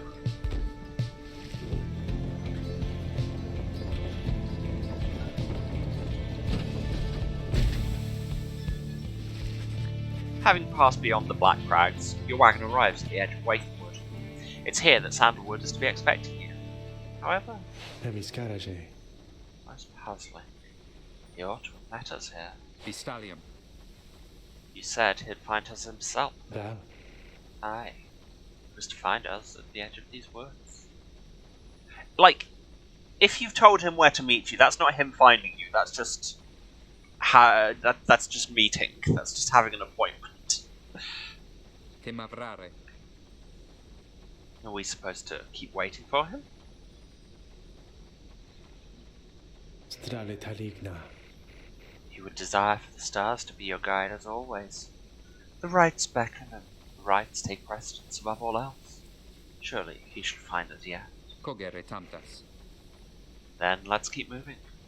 How do we get through these woods? The lone minstrel notes. You found me in the spot where I told you to find me. At the time I said to find me, I am found. The lone minstrel notes two possible paths forward from this point, though cautions that the woods are difficult to navigate. Sandalwood would have known the most expedient path. Has this entire game been in Latin? No. Their voice stings, there is some Latin. It's mixed in with other things. Some made-up languages, I believe there's a bit of Greek in there. There's probably some other languages. But yes, there's definitely some Latin in there.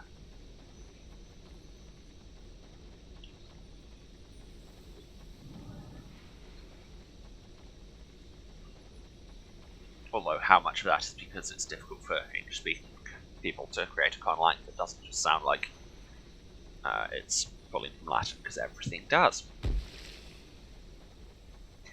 We have Needlefield, which sounds no fun. I've now presented Emily with a challenge, yes. A small clearing east of the Glade of Lou. Sandalwood studied the rites here.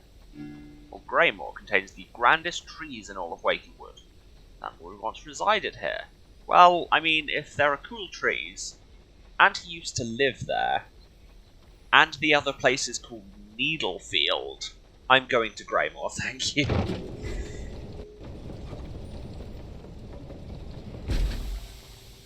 Sambilios.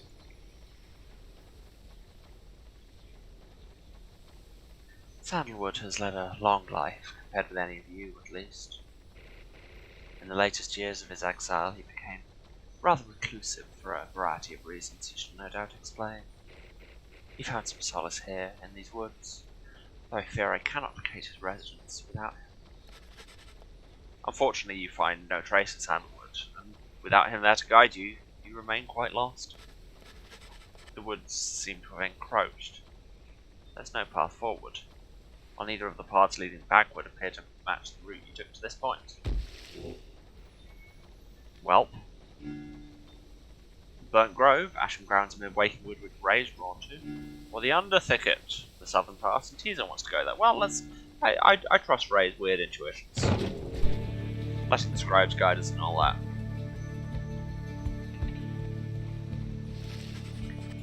The woods are so disorienting at this point that you decide to break for camp and survey the surroundings for any clues. Perhaps later there should be time to pursue your vocations. We have a new crystal trial. Hello, Sandra. Let me jump into this rock. But first, let's have a chat. Let me ask you something, lovely reader. Have you any idea for how long I've been imprisoned here? 1,000 years. Maybe getting it an absurd number may do something to raise Sandra's spirits. Sure, why not? You guessed that Sandra could have been in her current state of exile since well before the dawn of the current age. At first, she shows no indication that she even heard you. Jetamo tempri. Close. Soon enough, I shall be getting there. I've been imprisoned thus for 837 years. According to my count, at least. It's possible I've lost track, though. Given my state, I can assure you that I've had ample time to verify my arithmetic. She goes silent for a time. Marexiliat par eternum. Let me give you some advice. If you decide to kill the Emperor, make sure you achieve what you set out to do.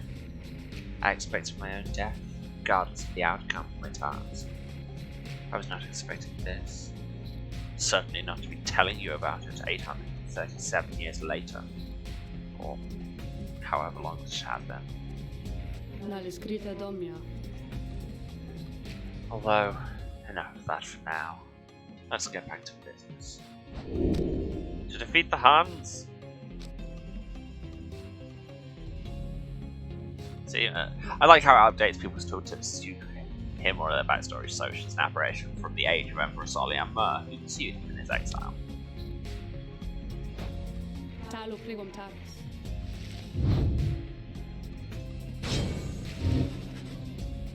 You are Sandra to administer one of our special trials of Daria. Malodemos te. That surly demon, is it? She could stand to lighten her, though I fear that's not a secret I can teach. But let's bring her forth, regardless. Soon, Jadariel appears and heeded the summons. What's the meaning of this, reader? The meaning of this is we're gonna do a thing, and you're gonna do great, and then we'll get a cool shiny. Alright.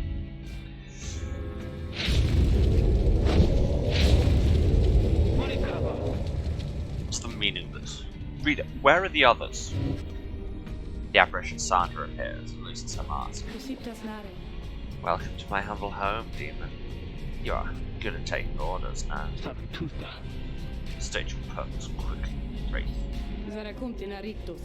My purpose is to put you to the test. Visare rectus. You may be fearsome to behold, but you're old and slow. Your weaknesses perhaps outweigh your strength, though. I sorely wish to see you and your lovely reader prove wrong. Oh, she says. Very well then, reader. Let us show when she is right.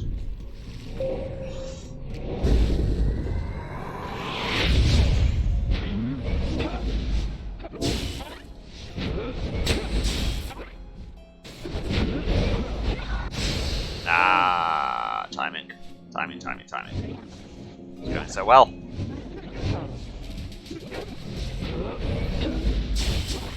Yeah, just all stand together so I can get stuck behind a wall is what I will do.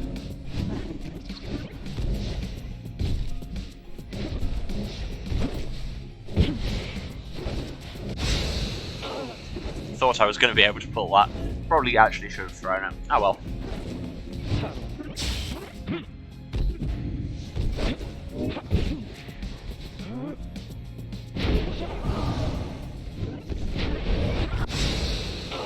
Ah, thought I could edge that. That's not ideal. I mean, it helps that thanks to all her skills, I've started off with twice as much pyre strength as there, and now they're going to be down to 2 people.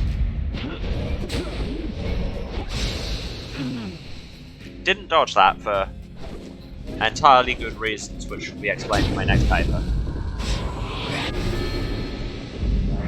You know that lead I was talking about? It's swiftly disappearing.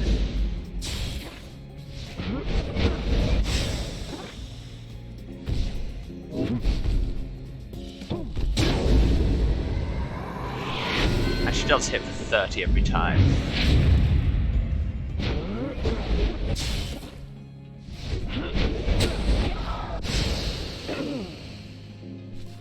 Latin, other Romance languages, Russian and Japanese. Yeah, that makes sense.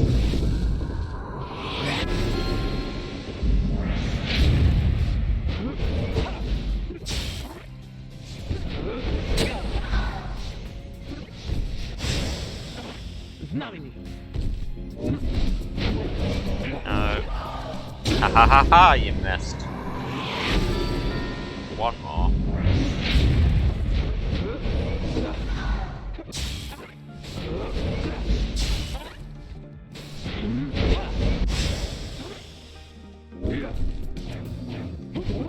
Ah!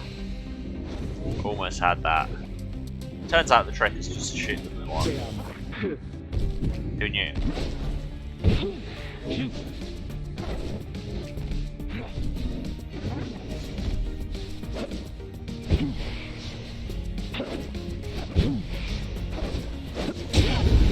Now to dunk on them. Noxalas.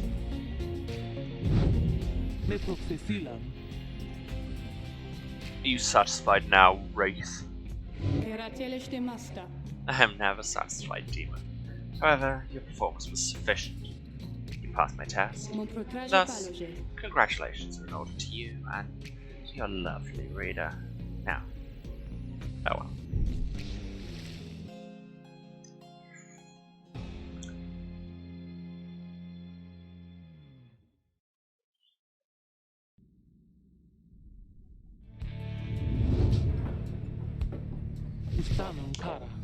That was a strange experience.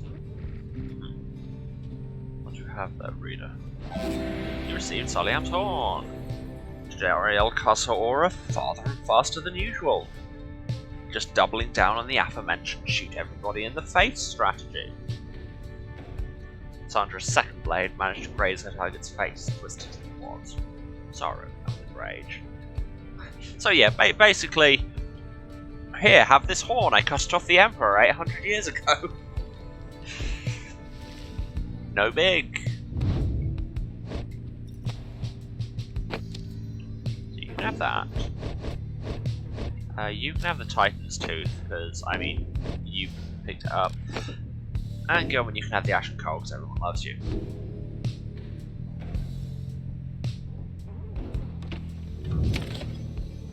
Let's sift through the ashes. Isalia. He was here. He was here. Seromdashi. In Sandalwood. If I may ask, how can you be so certain? Maricasta? I think from this? I think from this. It says something. I don't know what it says, but I feel like it has to mean something. Ray produces a small strip of bark found in the ashes. First, it seems like nothing of interest, until you see a message carved onto the inside. You found a bark strip. You can sell it. Falcon. On it is written, "Come to Cinderroot, S." Where we will find him. So it's some kind of message from this Sandalwood guy. Costa Vira. Seems that way. Which way to Cinderroot? Which is a hushed clearing south of the Glade of Blue.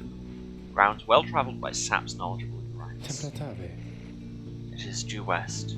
Perhaps we can set forth early tomorrow when the woods are still. Gratanim. Sounds good. Everyone, rest up. Big day coming up. Well, let's read the book some more. Despite your growing knowledge of the book of rights, you yet struggle to grasp certain aspects of its teachings. Yeah, still can't get glory. But let's have some more. Let's have more quickness. The 8 scribes who composed the book, their influence and their experience spreads through the pages, into the willing reader's deepest consciousness. Inspiration comes to you in a flash. We get level 2 celerity. And we go.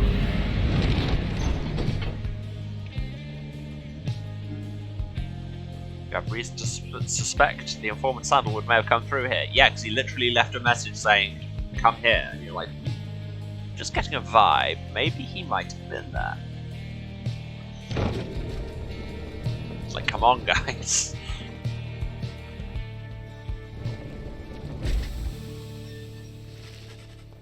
You arrive on the outskirts of Cinderroot, but once again, the informant Sandalwood is nowhere to be found. You sense the hopes of your companions waning as you search through the area. You use nothing.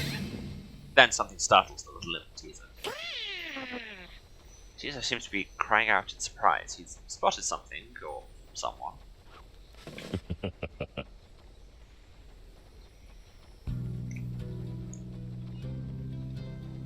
A tall figure strides forward from the trees, making a sound like laughter.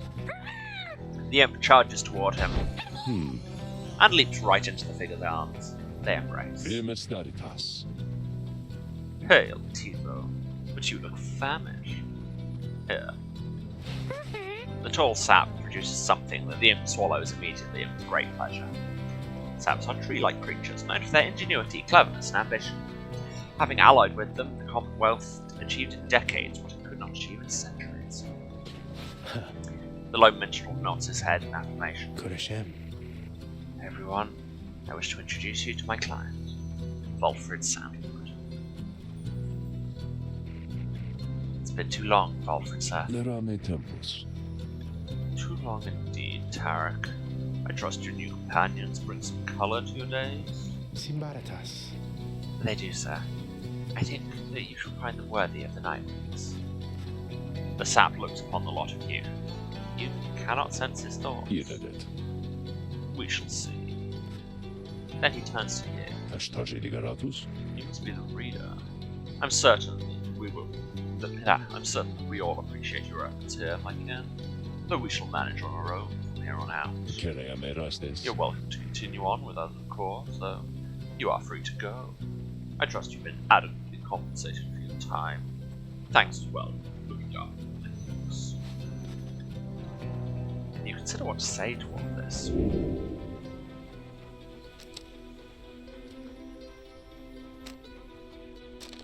Oh. We have made friends here. We are staying here with Gilman and Jadariel, and the others can come too. You stand your ground, meeting Volfred's steady gaze, and assert to him that you do not feel your commitments to and from this group have yet been satisfied. Saveras. Hold on. Volfred, sir, I'm Headman. My companions and I are the ones who answered your call. We followed the signs you left for us. Terraki Saramanta. Now we're here. Thanks to you, and also to this reader. Not just a reader, they're our friend. My friend. They're not disposable. We made them a promise. Now our freedoms are now intertwined. Volfred smirks at this. Freedom's not something to be traded or exchanged, my boy. I'd hoped that you'd come to grasp this much by now. He breathed a sigh. It seems we started off on the wrong foot. It's not my wish to sour the occasion, but there's much to do. You have a right you need to get to, do you not? I'll come along, though. Shall not interfere. For it seems you have a kinship with this reader of yours. Now then, Tarek? Aye, Volfred, sir? Come, let's have a chat. Of course, sir. Volfred strides towards the black wagon, which must have belonged to him. You sense many conflicting emotions among your companions. Volfred Sandalwood joined you. He knows many things.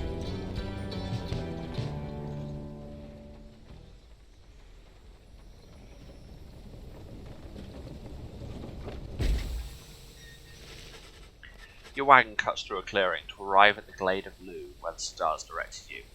Volfred nods his approval, but leaves everyone to their devices.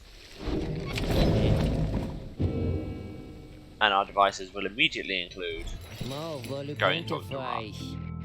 Oh hey you guys, I guess I didn't get the word out about this new franchise which we opened here just now. So I'll give you a great deal, just tell your friends, okay? Oh, and hey there, Mr. Sandalwood. Good day to you as well, Rob. Would you like this bark strip? It told me to come here. Here we have a right light. Gives us 5 if our pyre is completely extinguished. I'll buy the Stardust because you always buy Stardust.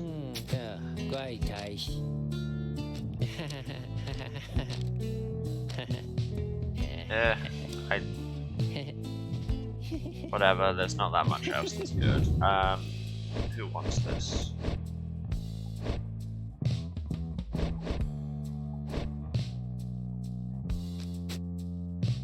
There you go.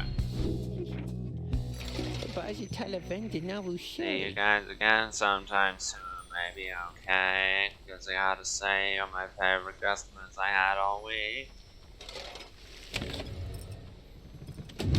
Huh. Oh hey, Bob returned. Well, first we're going to talk to a ghost. Told you.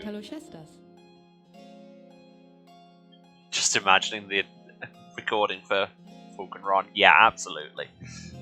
Those must be such fun. Oh no, she has nothing to talk about.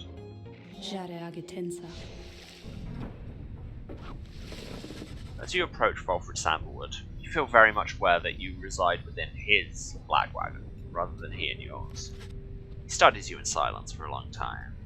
Then, Tarek, if you have a moment. Aye, Volfred, sir. What is it? This reader. You deem them worthy by your estimation? The low minstrel tilts his hat in your direction. If you wish my own estimation, Volfred, sir, then I do. Of course, it's not entirely for me to say, but I've seen this reader integrating with the others well. I believe that their achievements are self-evident in having reached Black Basin. Your instructions were deliberately difficult to follow, yet they and the others followed them. Indeed. Your words make sense as ever, Tarek. But what's little Tizo think of them, I wonder? Tizo indicates that, as a matter of fact, he's happy to have you around. Yeah, you are. Tizo loves us. There you have it, sir. I see. He continues to examine you. High praise isn't tough spoken by those to whom I can. Nonetheless, I shall be watching you. Now, partners, Tarek and I have matters to discuss. They leave without another word, although you think you notice the lone minstrel look your way over his shoulder. But what does the book say? The demon, in the words of Golgolthanian. Emperor Mur. Scarcely did I recognize him when at last I found him. A half-starved animal with horns sprouted from his head, a bestial mirror of his blackened reputation. And I, a man who conquered countries, feared my emperor then in such ways I had never known. My charge had been to slay this man, but when I discovered him, he was already fighting for his life. The little imp, who proved of little help against the Sisters of the Arch, whose entire life culminating in this instant. I was unable to watch. My heart ached with such pity for the man, and the love I felt for him when I had served him, that I sprang to his defense. You could make a really good, limited animated series out of the backstory behind Pyre. Netflix, if you're watching. Also, Sisters of the Arch, is that who Sandra was with, do we think? It's not a spoiler, I can't remember. So, let's play some Wizardball. You and your fellow exiles arrived at the sacred site called the Glade of Blue, and now look to the stars in the sky to signal the beginning of the next rite. The woods about you bring a sense of tranquility you've not felt in some time. But then you notice one of the trees move. It shuffles towards you and regards you with an exaggerated bow. Segre ma spectacule! Well, goodness, by the roots of Luce Gloria, it would appear the rumors are correct. The Nightwings have returned. I'd forgotten this guy. Luce Glorian, third of the 8 scribes of the Book of Rites, known as the Wise or the Philosopher. He's said to have fathomed every thought. His wisdom flows through the river of his name. Oh, but where are my manners? One moment. The sap claws at his mask with his wispy fingers. Much better. H. Manly Tinterstaff at your service. Perhaps you've heard of him. He's a sycophant who seems certain he will land a position of high standing once he's free. Wow, looks getting judgy again. My fellows and myself, you perhaps know us as the Chastity. We shall soon stand against you in the rites. For now, I am just whiling away the time making small talk. A triumvirate bent on exploiting the rights to gain status in the Commonwealth. Some sort of party. Now then, as I've introduced myself, your turn. To whom am I speaking? Then, in your mind's eye, you see Volfred, and hear his voice. Manly Tinderstaff is not to be trusted. Reveal neither yourselves to him, nor me. Satar. Well? Beneath her mask, Jadariel stares back at him in silence. You suspect Volfred's message may have reached every member of the group. You let him grata. Why now? How very rude indeed. Well, fine. Ignore me, but you do so at your peril. Anyhow, once this evening's rite commences any moment now, then I'm afraid ignoring me won't be an option any longer. Oh, and now I do believe the sky is beginning to show. We'll have to chat again some other time. Now come along, come along. Manly bows again and wanders off into a clearing as the stars begin to burn.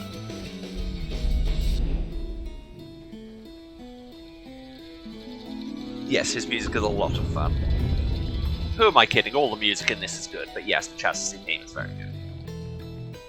It's like, I don't know, I'd say off the top of my head, maybe Once the again, third the best stars team align themselves before you, reader. after The Distance and Here one you now haven't seen at yet. The glade of Liu. I Liu? have to say, There's a glide? Why is there a glide in that? but there are those Like, such as your adversaries I'll pronounce it called the like that because I'm not Chastity, going to argue with Logan who have Carnico, toiled for but this okay. too. They know that with their freedom comes great opportunity. It could be yours instead. Please show the Chastity that the Nightwings are superior. I love how all his intros are Nightwings, I hate you and hope you fail and die. Except for when you're up against the Chastity where he's like, well, except these assholes. I wonder, oh honoured Nightwings, how well you know these woods. Why, these woods would strangle you, and I'm afraid I could do little to stop them even if I tried. You might do better to beware of them. When Jodariel continues to ignore him, he grows upset. Why, you insolent... Then fine, let's begin the dance indeed. He shoves his mask back on in a huff. And allow me to thank you in advance for helping me return unto my proper station in the Commonwealth. No chance, my dude. Who shall strive for freedom? Okay, doing my usual, who's got the least XP? Well, it's absolutely Panther. Panther. It's absolutely Gilman. Sir Gilman. It's not you, it's not you. It's Ray. Ray. Okay, we have a small, speedy team here. I don't think that I like that Manly very much because he keeps saying that we're rude. But I think we're nice. Are you quite ready, finally, oh Nightwings? May all those masks of yours ensure no harm should come to any of your lovely countenances. Now come along, come along. Let's give the stars a show. Can't remember how saps play, so don't know what to be worried about. Oh yeah, it'll show us. Oh yeah, they can do that. May I present to you Humboldt Manley Jr.? Why, he's every bit my equal, and is poised to guarantee a Tinderstaff line shall have a bright, bright future. Manley's sapling, which not only has a name, but bears a similar posture and likeness to him. He goes on and on about his sapling for a while. Alright, Gilman, I've just about had it with this one. Let's banish him already, and that stupid sapling too. This night, now as ever, is in full accord with you on this, good Panther. Now, isn't he just the most precious thing you've ever seen? The sapling is nothing but an extension of Manly. If he's banished, the sapling should cease to trouble you as well. Good to know. Manly and his offspring hold no small degree of influence within the Commonwealth, reader. There are many Get who wrecked. would welcome his return. A flame is stricken. Sorry, commentator, were you talking? Oh, what's this? It seems the woods themselves are closing in upon a little soiree. Oh, do be careful now. These grasping roots and vines, they may not hold you in such high esteem as I. This guy's a dick, but he's really fun to voice.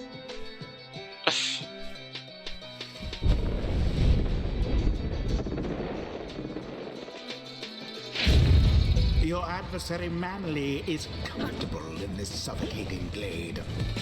God, He Gilman's longs so now for fast, the and I could comfort not of his control that storm. Commonwealth estate. Perhaps such wealth ought to be reserved instead for you. All I thought I for had that. naught.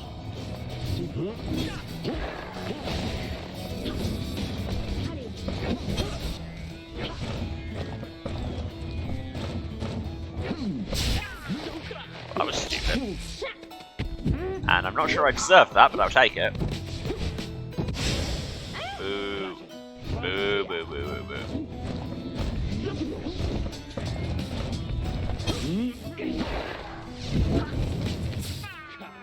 That was dumb.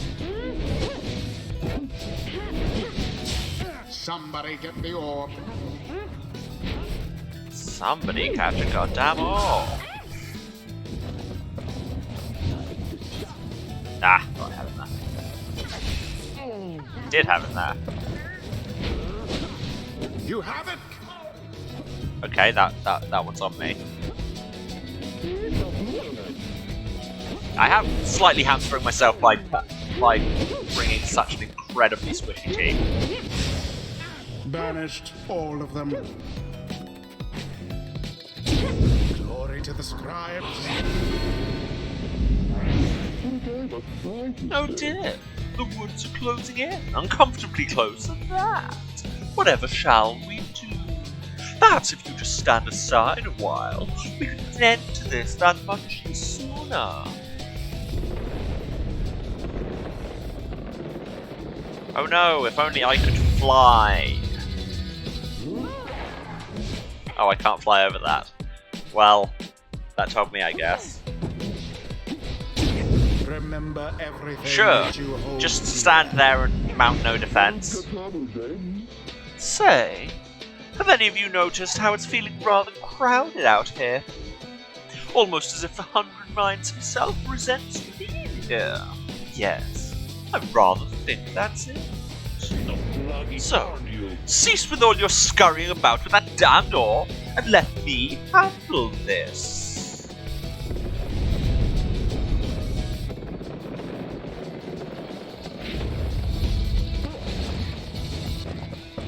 The orb is up. Ran into a wall. Bad times.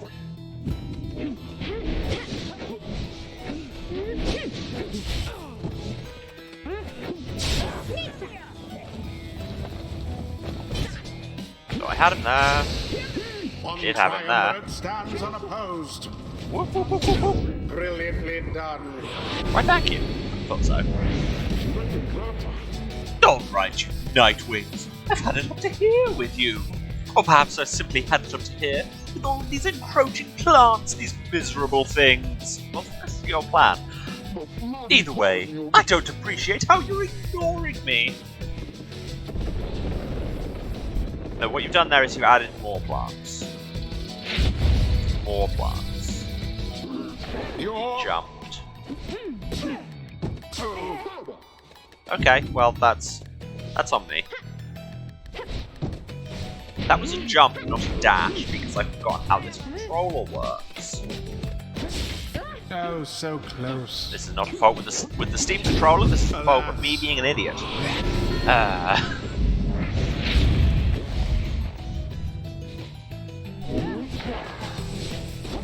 Hello. Tabitha has doused the flame. One more.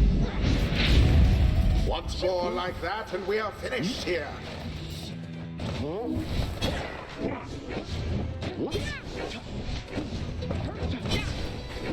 Gilman caught up. Quite foul for the Nightwings. Come on, come on, come on, come on, come on.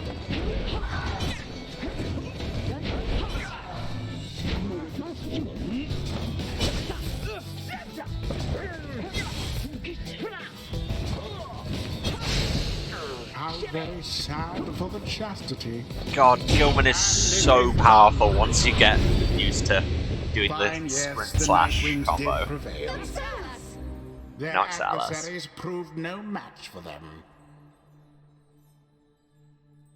The right is ended. That ought to wipe the smug look off of that sap's face. I knew we could prevail. I didn't read the rest of the thing. I thought the line had finished. Apologies, something about Mr. Timstow. Well, my. Oh, worry not, O Nightwings. I'm not angry with you, honestly. But I am very, very, very, very disappointed. I thought perhaps that we had something going here between us. You scratch my back, I scratch yours and all. Instead, however, you decided to spit in my face. Fine. We'll have to see where all your rudeness gets you. Now, ta-ta. Always is there greater knowledge to be gained. The moon-touched girl has Right, that was, greater understanding than it seems. The 8 scribes, they so inspire me, and now I feel that I have grown somehow close to them. Maybe? Better than throwing the orb.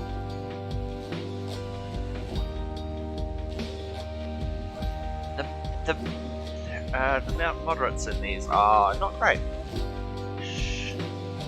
Yeah, that's when taunting, which is a thing you can do that I forget and just don't care.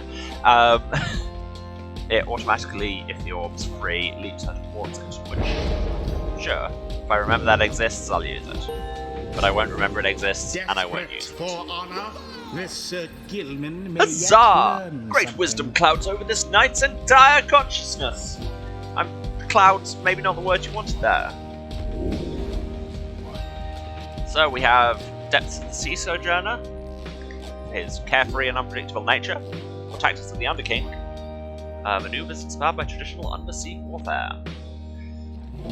After he kills someone, or one of his banished allies returns, if everybody on my side goes down, he immediately reses. We have 10 seconds after banishing someone, does more fire damage, that's good. After using his slash, it immediately recovers all stamina, that's better. Yeah, like I say, it's all about spamming dash slash, so. The might of the sea sojourner. The exiled Pamatha perhaps can learn the errors of her kind. Well, Tamitha, soon I'll be catching up with you with this, whether or not you like it. Wings of the Matriarch about swiftness and mobility, or Ways of the High Wing for aggressive capabilities.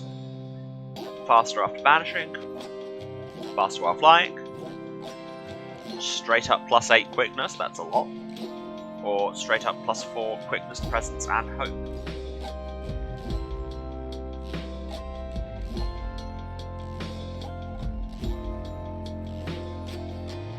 Yeah, all round is where I tend to go. The holy power of the eldest matriarch. Until the stars align. That was well done, my kid. I'm beginning to see why your companions vouch for you. Don't let it go to your head, of course.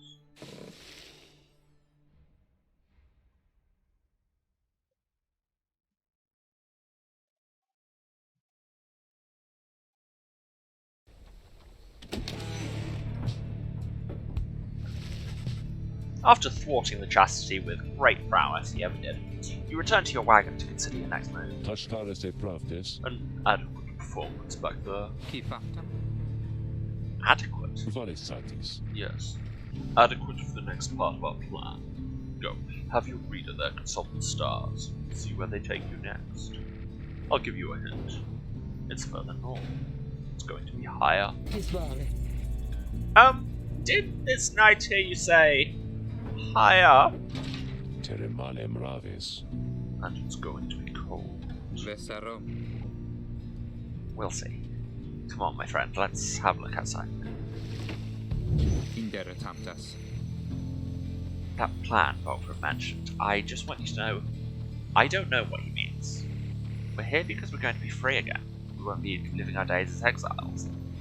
That's the only plan as far as I'm concerned. But there's always a catch, right? We'll see what Volfred has to say. Anyway, I'll leave you to it. No matter what, we're getting closer, thanks to you. Look at the stars! Well, this has a dramatic aura and a dramatic. You may recognize the actual look of that star because it's been on whenever we've seen the kind of judge announcer figure. He's had that on his forehead.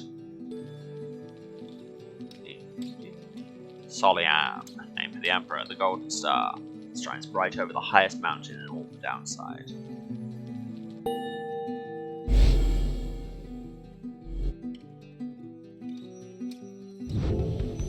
Temprovensare.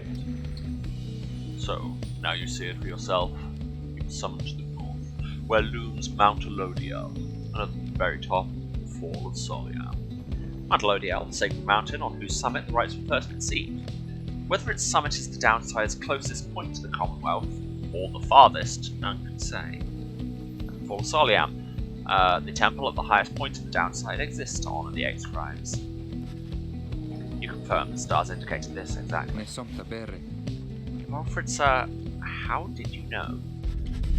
Volfred smiles back at him, but you sense his thoughts as though he's directing them at you. I too can read, my kin. Oh yeah, I forgot he did that! When he goes into reader mode, he talks English like the announcer does. That's a cool thing.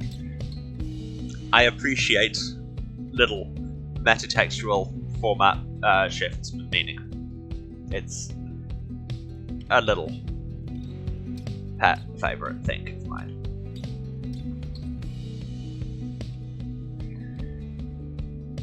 That flask is leaking all over the place. Especially on my phone, which is bad. And also this desk, which is new. Ugh. This has been a perfectly fine stream in which nothing at all has ever gone wrong.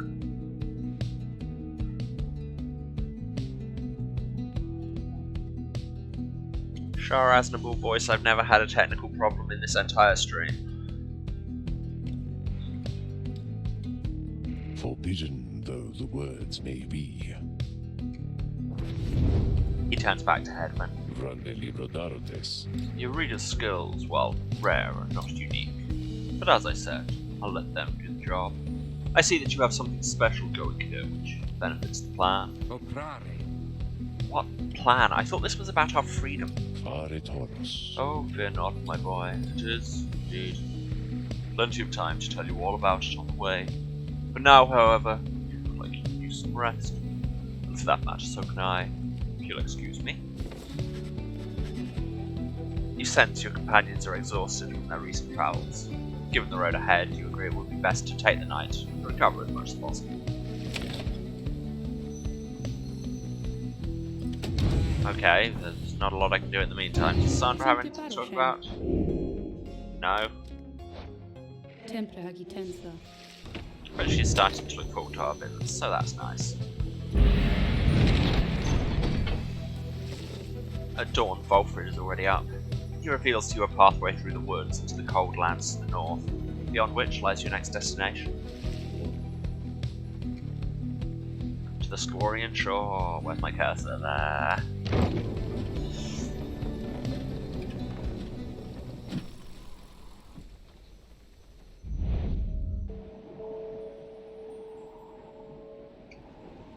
The art in this game, though. I know I keep saying it, and I'm going to continue, frankly. You get clear of the woods at last, and arrive in lands grown cold in the shadow of Mount Lodiel. You'll have to make it all the way to the top. In a moment of respite, Volfrid calls everyone together to discuss matters pertaining to the rites, and the plan to which he alluded. Kirsare Bralios. You banded together with a common faith. Freedom from the downside is not impossible, am I correct? But let me ask you something. Quare vere Bralias. What does freedom even mean to you? He looks in your direction as he asks, defying you to answer. You cannot sense his own thoughts on the subject, and only know the truth of how you feel. So, what does freedom mean to us? Doing what I want, achieving inner peace, having no master, going where I please, feeling true love, living without fear, or nothing? Or don't say anything. I love that there's always a remain silent option in this. You can just fully silent protagonist.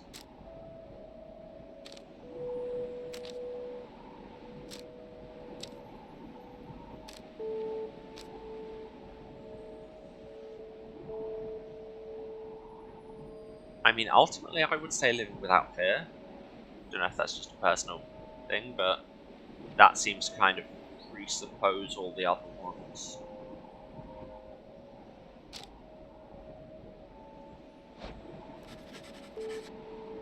You tell Volfrid that freedom means living without fear and not being subject to persecution or retaliation for one's thoughts and choices. He considers your remarks for a short while. Vere dicet. Good answer, my kin. I happen to agree. Fear takes hold and freedom's wing. But fear is a natural impulse, it's not. A common feeling we all share from time to time. A deeply rooted impulse there to aid our judgment, spur us on to acts of courage. If not for fear, I doubt we could accomplish very much in life. But just now we stand upon the brink of accomplishing something vital. He then turns his attention to the whole group. Na libra desertus. Now, let me tell you all what freedom means to me. Ma libra narum Freedom saroshe. means to live life without fear, just as your reader stated. To be able to indulge one's curiosities and passions, at least the ones that cause no harm to others, without the constant dread of judgment and reprisal. Freedom means not being made a criminal for what you know, or who you love, or what you choose to think or not think. He looks out toward the distant mountains. Preluce travestarum. Within the next few days, your time in exile could come to an end. You could see the Commonwealth once more, Kersam sublaritas. and you would be exalted there, given the highest honor, the opposite of how you got here. But you would not be truly free, I think. At the least, you would become complicit to an ancient system that deigned to cast down others such as you. This is such a good...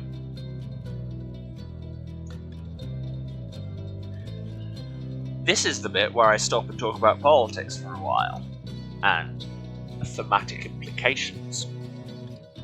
And I really like that they do really work with the kind of... It becomes the kind of model minority narrative, where it's like, yes, you can be accepted by the establishment, and if you're good enough to kind of overcome the barrier of everything you were, then kind of you become this idolized pillar, but at that point you're part of the establishment. And yeah, we can't get freedom and representation by just having the kind of token model minority groups. And it's so nice to see something properly putting that point forward in something politics in my video games, I don't know. It's a system whose well-intentioned founding principles have been long lost, and the 8 scribes, if they are out there still, have made it quite clear they shall not intervene firsthand. Pederandas vare. That is where you come in. He turns to you and everyone again, looking to each of you. Ramsetam librage. Long have I wished to gather such a group, that together you might see that seeking freedom only for yourselves is too modest of a goal. You share a higher calling now. Sepranum The sambegracia. plan then is this. We free each other from the downside through the rights. Then we meet up on the other side. We organize. Most important part of any plan. Algederes Each new planum. moon and dust we join together in the Spire of Sanctum. need as many of us there as possible. My agents on the other side shall explain the rest. Where is that? The burned down remains of the old capital of the Commonwealth, because symbolism. The remains stand as a warning to those who would seek to spread forbidden knowledge. Reberum dave. You're plotting a revolt. Sirim dare. Just so. I'm asking a lot. You do have other options. Deceit, however, is not one of them. The reader and myself, you know by now that we can see through it. Preservare gares. But you need not be a part of this, nor is it in my interest to coerce you. You may go your own way if you wish. Live out your remaining days here, like so many others. Temptache veromit. So, if anyone among you prefers that, if you cannot see yourself continuing to strive together in the Commonwealth as you were doing here, then speak now. Wilfred pauses for a time, examining each member of the group.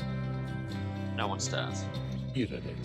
Very good. Some of you consider yourself friends, some others not. But all of you are bound together through the rights and are integral to our plan. Remember that. Quare veri You bralias. seek true freedom, you will not find it waiting for you in the Commonwealth. Together you can bring it about, both for yourselves and others. That is my promise. Then he lets out a long breath. Fare toros. That's it. I ask you all to think on this. Let's reconvene along our journey to the summit. So yeah, when we came into this Wizard basketball game, how many of you were expecting the actual story to be about organising a socialist revolution? Because God knows I didn't the first time I played this. Wilfred turns towards the mountains, leaving you to consider what he said. Plot the wagon northward path. Well, there's one place, and it's Mer Pass. It is the only way to reach the base of Mount Lodiel. Okay, sure, let's just do that.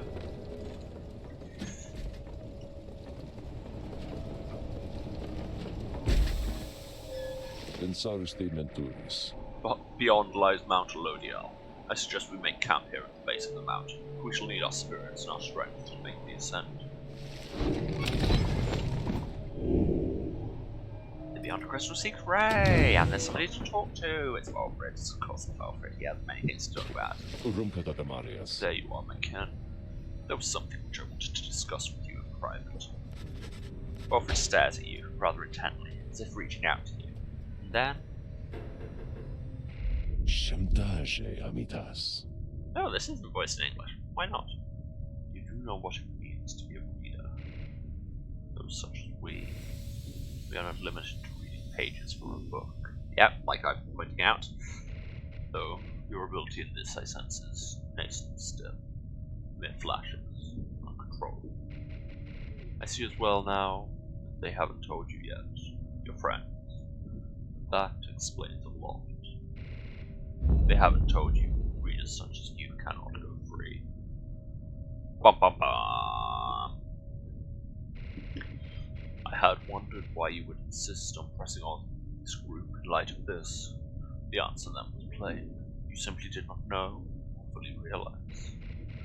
They did not deceive you, by the way. There is no reason they would know themselves, other than Tarek, who shall not influence your thinking in such matters. Rather, I had expected it when at first we met that you already knew the truth of this from having read the passage in the Book of Rites, which states in plain, only those who conduct the rites firsthand shall walk the path toward enlightenment and become eligible to regain their freedom. Perhaps you haven't gotten to that part just yet. Wilfred breaks free from you and looks at you again. Then he speaks to his normal. Narum care saste. It is plain that you are not in adequate condition to conduct the rites, and this group values you as a reader. I wish only to ensure you understand what you are getting into here. Despite whatever hopes and dreams and promises might have been shared, I do not think the rites can help you to return. If that's what you had in mind. So, once again I invite you to depart. I will see to it that you are compensated. Do not misunderstand. If it is your wish to remain, then you are welcome. This journey we're on, it has no guarantees. Not for you, nor any one of us. Do you understand?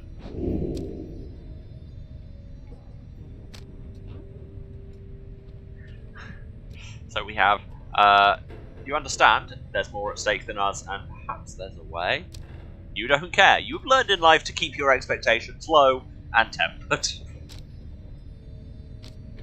I just really like that. Just like, yeah, this might not work out for me.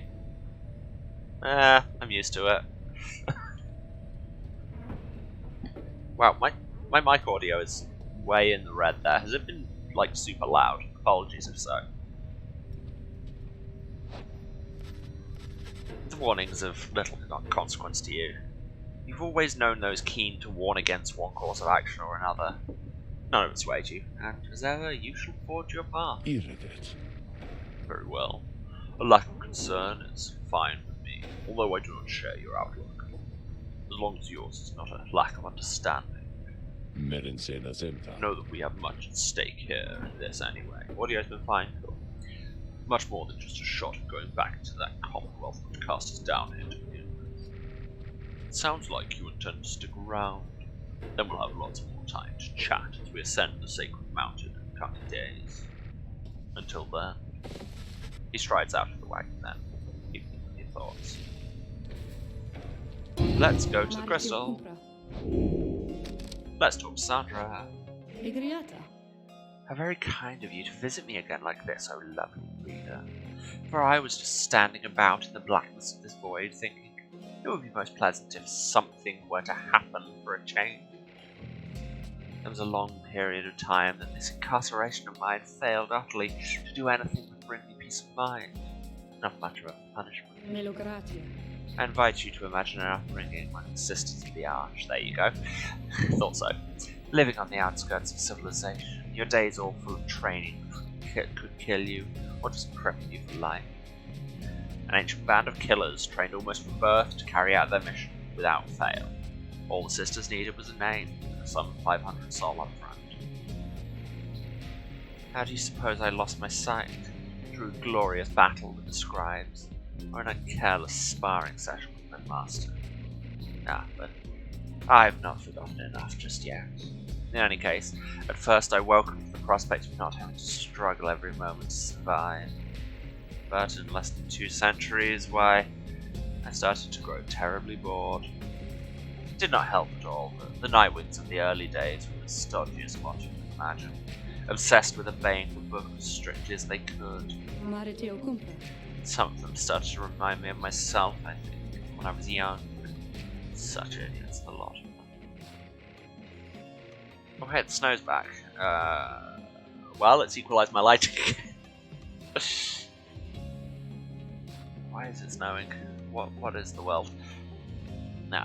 What am I saying, lovely reader? I shall not bore you further with such matters. I would have bored myself to death back then. Only I could die. Like so many other things. I think mortality is something often taken for granted, until it's taken away. So, given your mortality, let's say that we get back to business here. We have scribe trial to do. Let's consider who among these idiots is worth my limitless time. Yeah, Ray, do your thing. I must admit that I do sense something from that one. I once had a wild heart myself, quite like her own. We shall see if there's more to her than that. Let us bring her forth. Soon Ray arrives in heat of the summons. The scribes. I think that if I listen carefully that I can hear them calling out. I am a snow elemental. The more it snows, the more solid I become. Yep, does seem to be the way. No, I'm just learning a very important lesson about natural light, I suppose, and how I should distrust it and ignore it at all costs.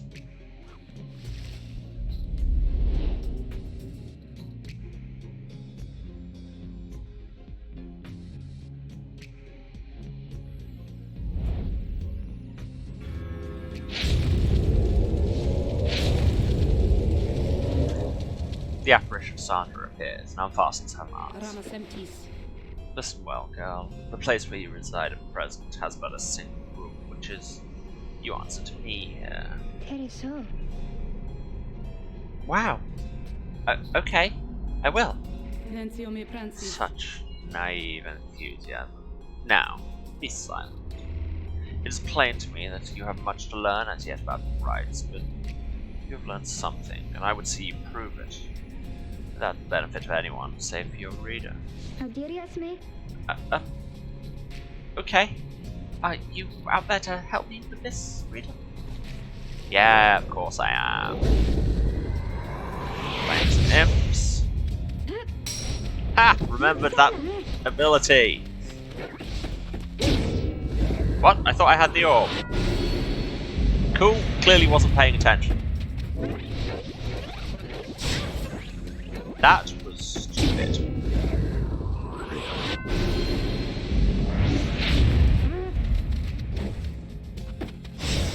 They have a larger aura than me and I need to stop getting so close to them.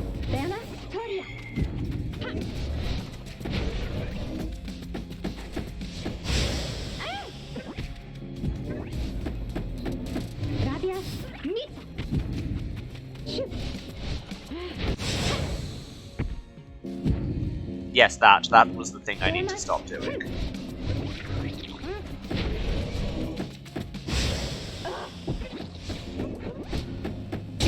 Wow, this is tough. I may not actually be good at playing as Ray.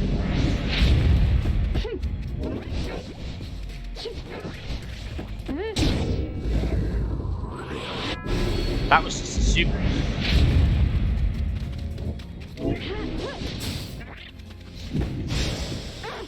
Use aura casts more. They are useful. And will help you die less. I don't know how that happened, but sure. Not entirely sure what killed it.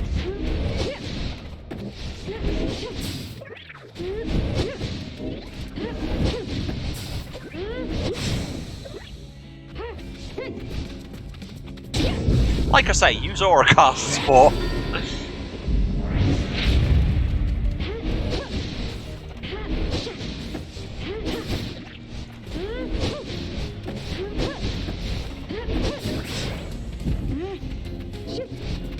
Go in.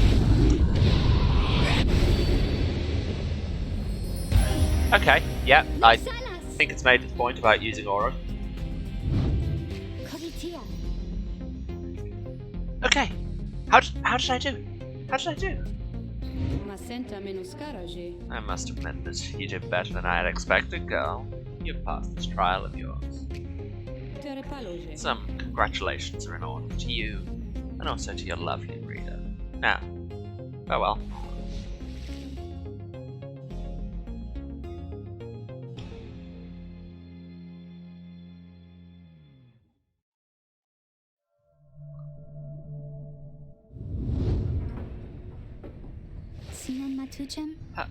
Did I imagine all of that, reader? Because I hope I didn't. Wow. What is that you have there? Kaelma's anklet. After Ray casts her aura, it can bounce off things. That's cool.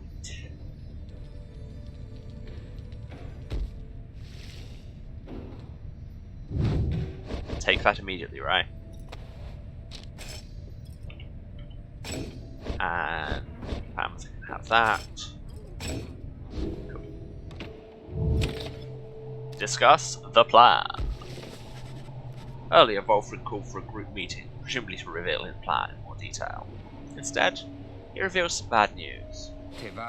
Oh my wow, okay, it is actually properly coming down here, that is. I just looked at my stream preview and was like, wow, I'm really solid and not flickering at all. I wonder how the snow is, and it is sheeting down out there. Okay, that's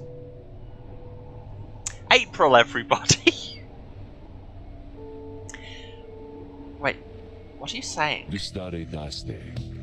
What I'm saying, my boy, is while you can indeed get yourself out of here, it can't be all of you at once. We earn our way back one by one, or not at all. But I swore that we'd go free together. We may go free together yet. It's going to take time, and this is only the first phase. You, Hedwin, and the others exchange glances. Vendale dantas. Let me make this plainer for you still. Here is how the coming days are going to unfold. First, we're going to ascend Mount Elodium, there to the north. You may not think this wagon's fit for it, though. Mr. Shirt has made the journey many times. Next, we'll pass through Scribe's Gate. Only the worthy pass through there, as your reader could attest, if they did not merely skim that chapter of the book. Said the scribes themselves keep watch over Scribe's Gate, hence the name, I guess. The judgment of the scribes determines who can cross, who is sent the fast way down. Afterwards, we'll reach the fall of Soliam and meet our adversaries in the rites. There to be the Tempest led by the demon Ignarius. You'll know him when you see him. A mighty triumvirate has been the closest rival of the Nightwinds. And Ignarius is the notorious demon leader of one of the most feared triumvirates in the rites. And yes, when I said before that the themes that were better than the Chastities were the Distance and one other team we haven't seen, the Tempest, I seem to remember their theme being an absolute banger. Both you and they shall choose someone from your respective ranks. Then, once one of the triumvirates prevails, there somebody will be whisked home to the Commonwealth. Whisked home to the Commonwealth. Precisely. Once returned, somebody is taken in, clothed, fully pardoned. The Commonwealth knows about all this. The same Commonwealth that says a sentence into exile is forever, and freedom from the downside is impossible. Many of these details the scribes themselves wish to be kept secret. Former exiles and the leaders of the Commonwealth alike have good incentive to protect those secrets well. So then, that's it. We climb the mountain, someone goes back, and everyone else stays. For most of those participating in the rites, yeah, that's it. But I like your connotation, and indeed for us that isn't at all. If one of us returns, it shall be just a step along our path.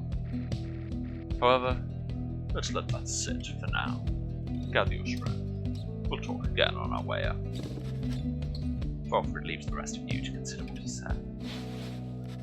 You have time now for your vocations. At dawn, you shall begin your ascent to Mount Elodium. Vocations it is.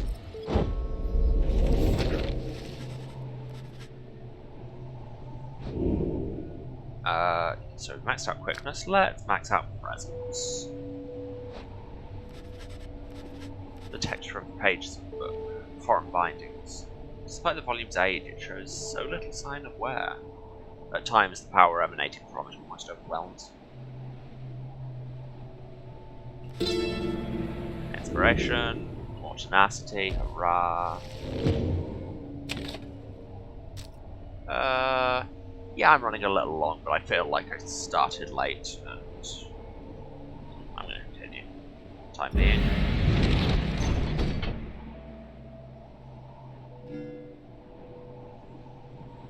Alfred states that your ascent of Mount Elodium shall begin here, at the sign that says Mount Elodium. I could have put that one together.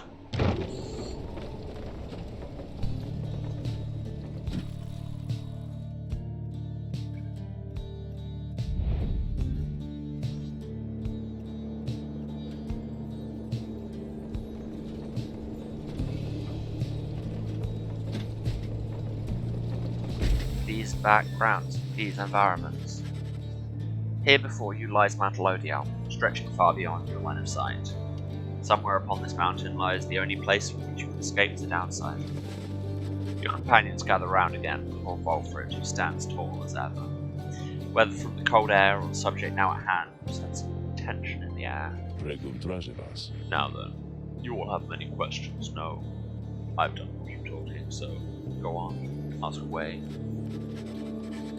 But there is only silence. One question stands out in your mind, which you refrain from asking yet. If only one of you is to go free at first. Who shall it be? Go on now. Don't be shy. Who first? Questions? Why us? Why you indeed, madam? That I can explain. You've seen the sword you stand against as adversaries in the rights. What is it they want, do you suppose? They want their freedom back, of course. They'll settle for it on the Commonwealth's own terms. They'll gain their freedom. Some cushy new responsibilities. some keras Perhaps then they'll have a hand in sending still more exiles here to join us. Think on it. The Commonwealth rose from the ashes of a fallen empire thanks to the efforts of the first exiles, who escaped this place via the rites. It's the Commonwealth's first and proudest tradition to honor those ones who live to redeem their transgressions. They have a certain wisdom, do they not? Sirimdare. As for you, I have been looking for a certain set of dispositions for a good length of time. All I needed was for somebody appropriate to show up and to listen. So, I planted many little eyes and ears throughout this land with some whispering hints of this, absurd as it may sound, took someone with a certain faith and creativity to go for it. That someone proved to be Hedwin over there, who was tasked with seeking two trustworthy allies, an old buried wagon, and a reader. He was invited to bring others for the ride, all different sorts, gather enough help, and he and his friends could be free. Long story, but you know much of the rest. So then, why you? Because I've reason to believe you're not the sort to play right back into the Commonwealth's old hand. The rites, as you have seen, are quite exclusive. You are imposters in this little party. You could be the ones to break it up. Now then, more questions. Your head is beginning to spin. Excuse yourself, but keep listening. More words, more words, more words. Wilfred's explanations are a lot to take in, though you feel compelled to absorb as much of what he is willing to tell you at this point. He prompts for further questions when Jadariel raises her voice again. Hold. Mr. My meaning, I understand your plan. Still, I wish to know why us? Why are we, among all others, chosen for this liberation rite? On a blooded moon at the fall of Sarliam, an exile from the prevailing triumvirate shall go free. The anointed champion then shall plunge into the Shimmer Pool and return in glory. Ah, I see. Well, that is soon, really, madam. Okay, enjoy lunch. I'm probably actually going to finish soon anyway, because there is a lot of talking here in voices that are kind of hurting my throat. You are chosen, you are qualified, I should say, because, as the expression goes, 'tis what the scribes ordain. Though in this case, the expression is quite literally true. When the age created the rites, each one of them anointed certain other exiles to participate on their behalf. Exiles who showed some promise of redemption. The triumvirates they formed have stood the test of time, replenishing their numbers as their individuals have moved on, passed on. You've met them as they are today, the accusers, the withdrawn, so. The 8 scribes also formed a special group, against which all the others will be judged. That group they call the Night Wolves. Oh my god, that's why it's Noxalis. Like, why was I... It's the thing they always say when they win. They always shout Noxalis, which my brain wasn't splitting up correctly, and it's just Nox Alas. Night Wings.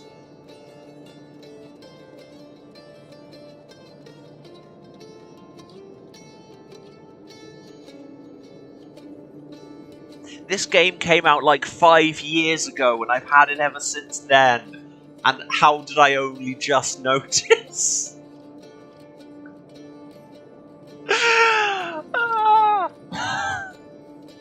Cool. That's broken my brain. You bear their books, wear their masks and ravens. You need but show up to the rites, you see. The others erstwhile jockey for position for a chance to take you on. Yeah, well, what if we don't? What if we don't show up?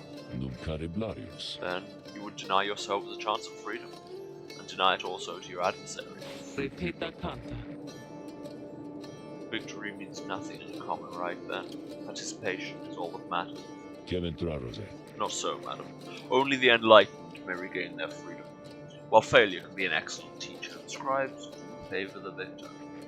So you see, those who do not conduct the rites or do not prevail in them sufficiently, they may find themselves barred from the liberation rites, but these are technicalities. The Nightwings disbanded years ago. Since then, no one has gone free, yet still the other triumvirates pressed on, with a fleeting hope that one day you'd be back.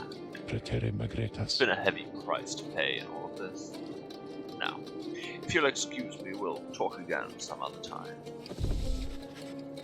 Some murmur to themselves about all this as Volk takes his leave. Others reconnoitre pathways leading up the mountain and present you with some options. Okay, yes. That was a lot of Volfrid talking, and as we covered in Paradise Killer, I shouldn't talk at the bottom of my register for that long. It's probably not great for my throat and my chest and all the other things I use to speak. So I'm going to stop there. So, it is time for the wrap-up. Thanks very much to everyone who's been watching. Thanks to everyone who stayed to the end. It means a lot. If you've watched this, you know where to find me, but just in case, this is twitch.tv/Serasent, Serasent. You'll see it on the title cards in a minute. Mind went blank there. Excellent.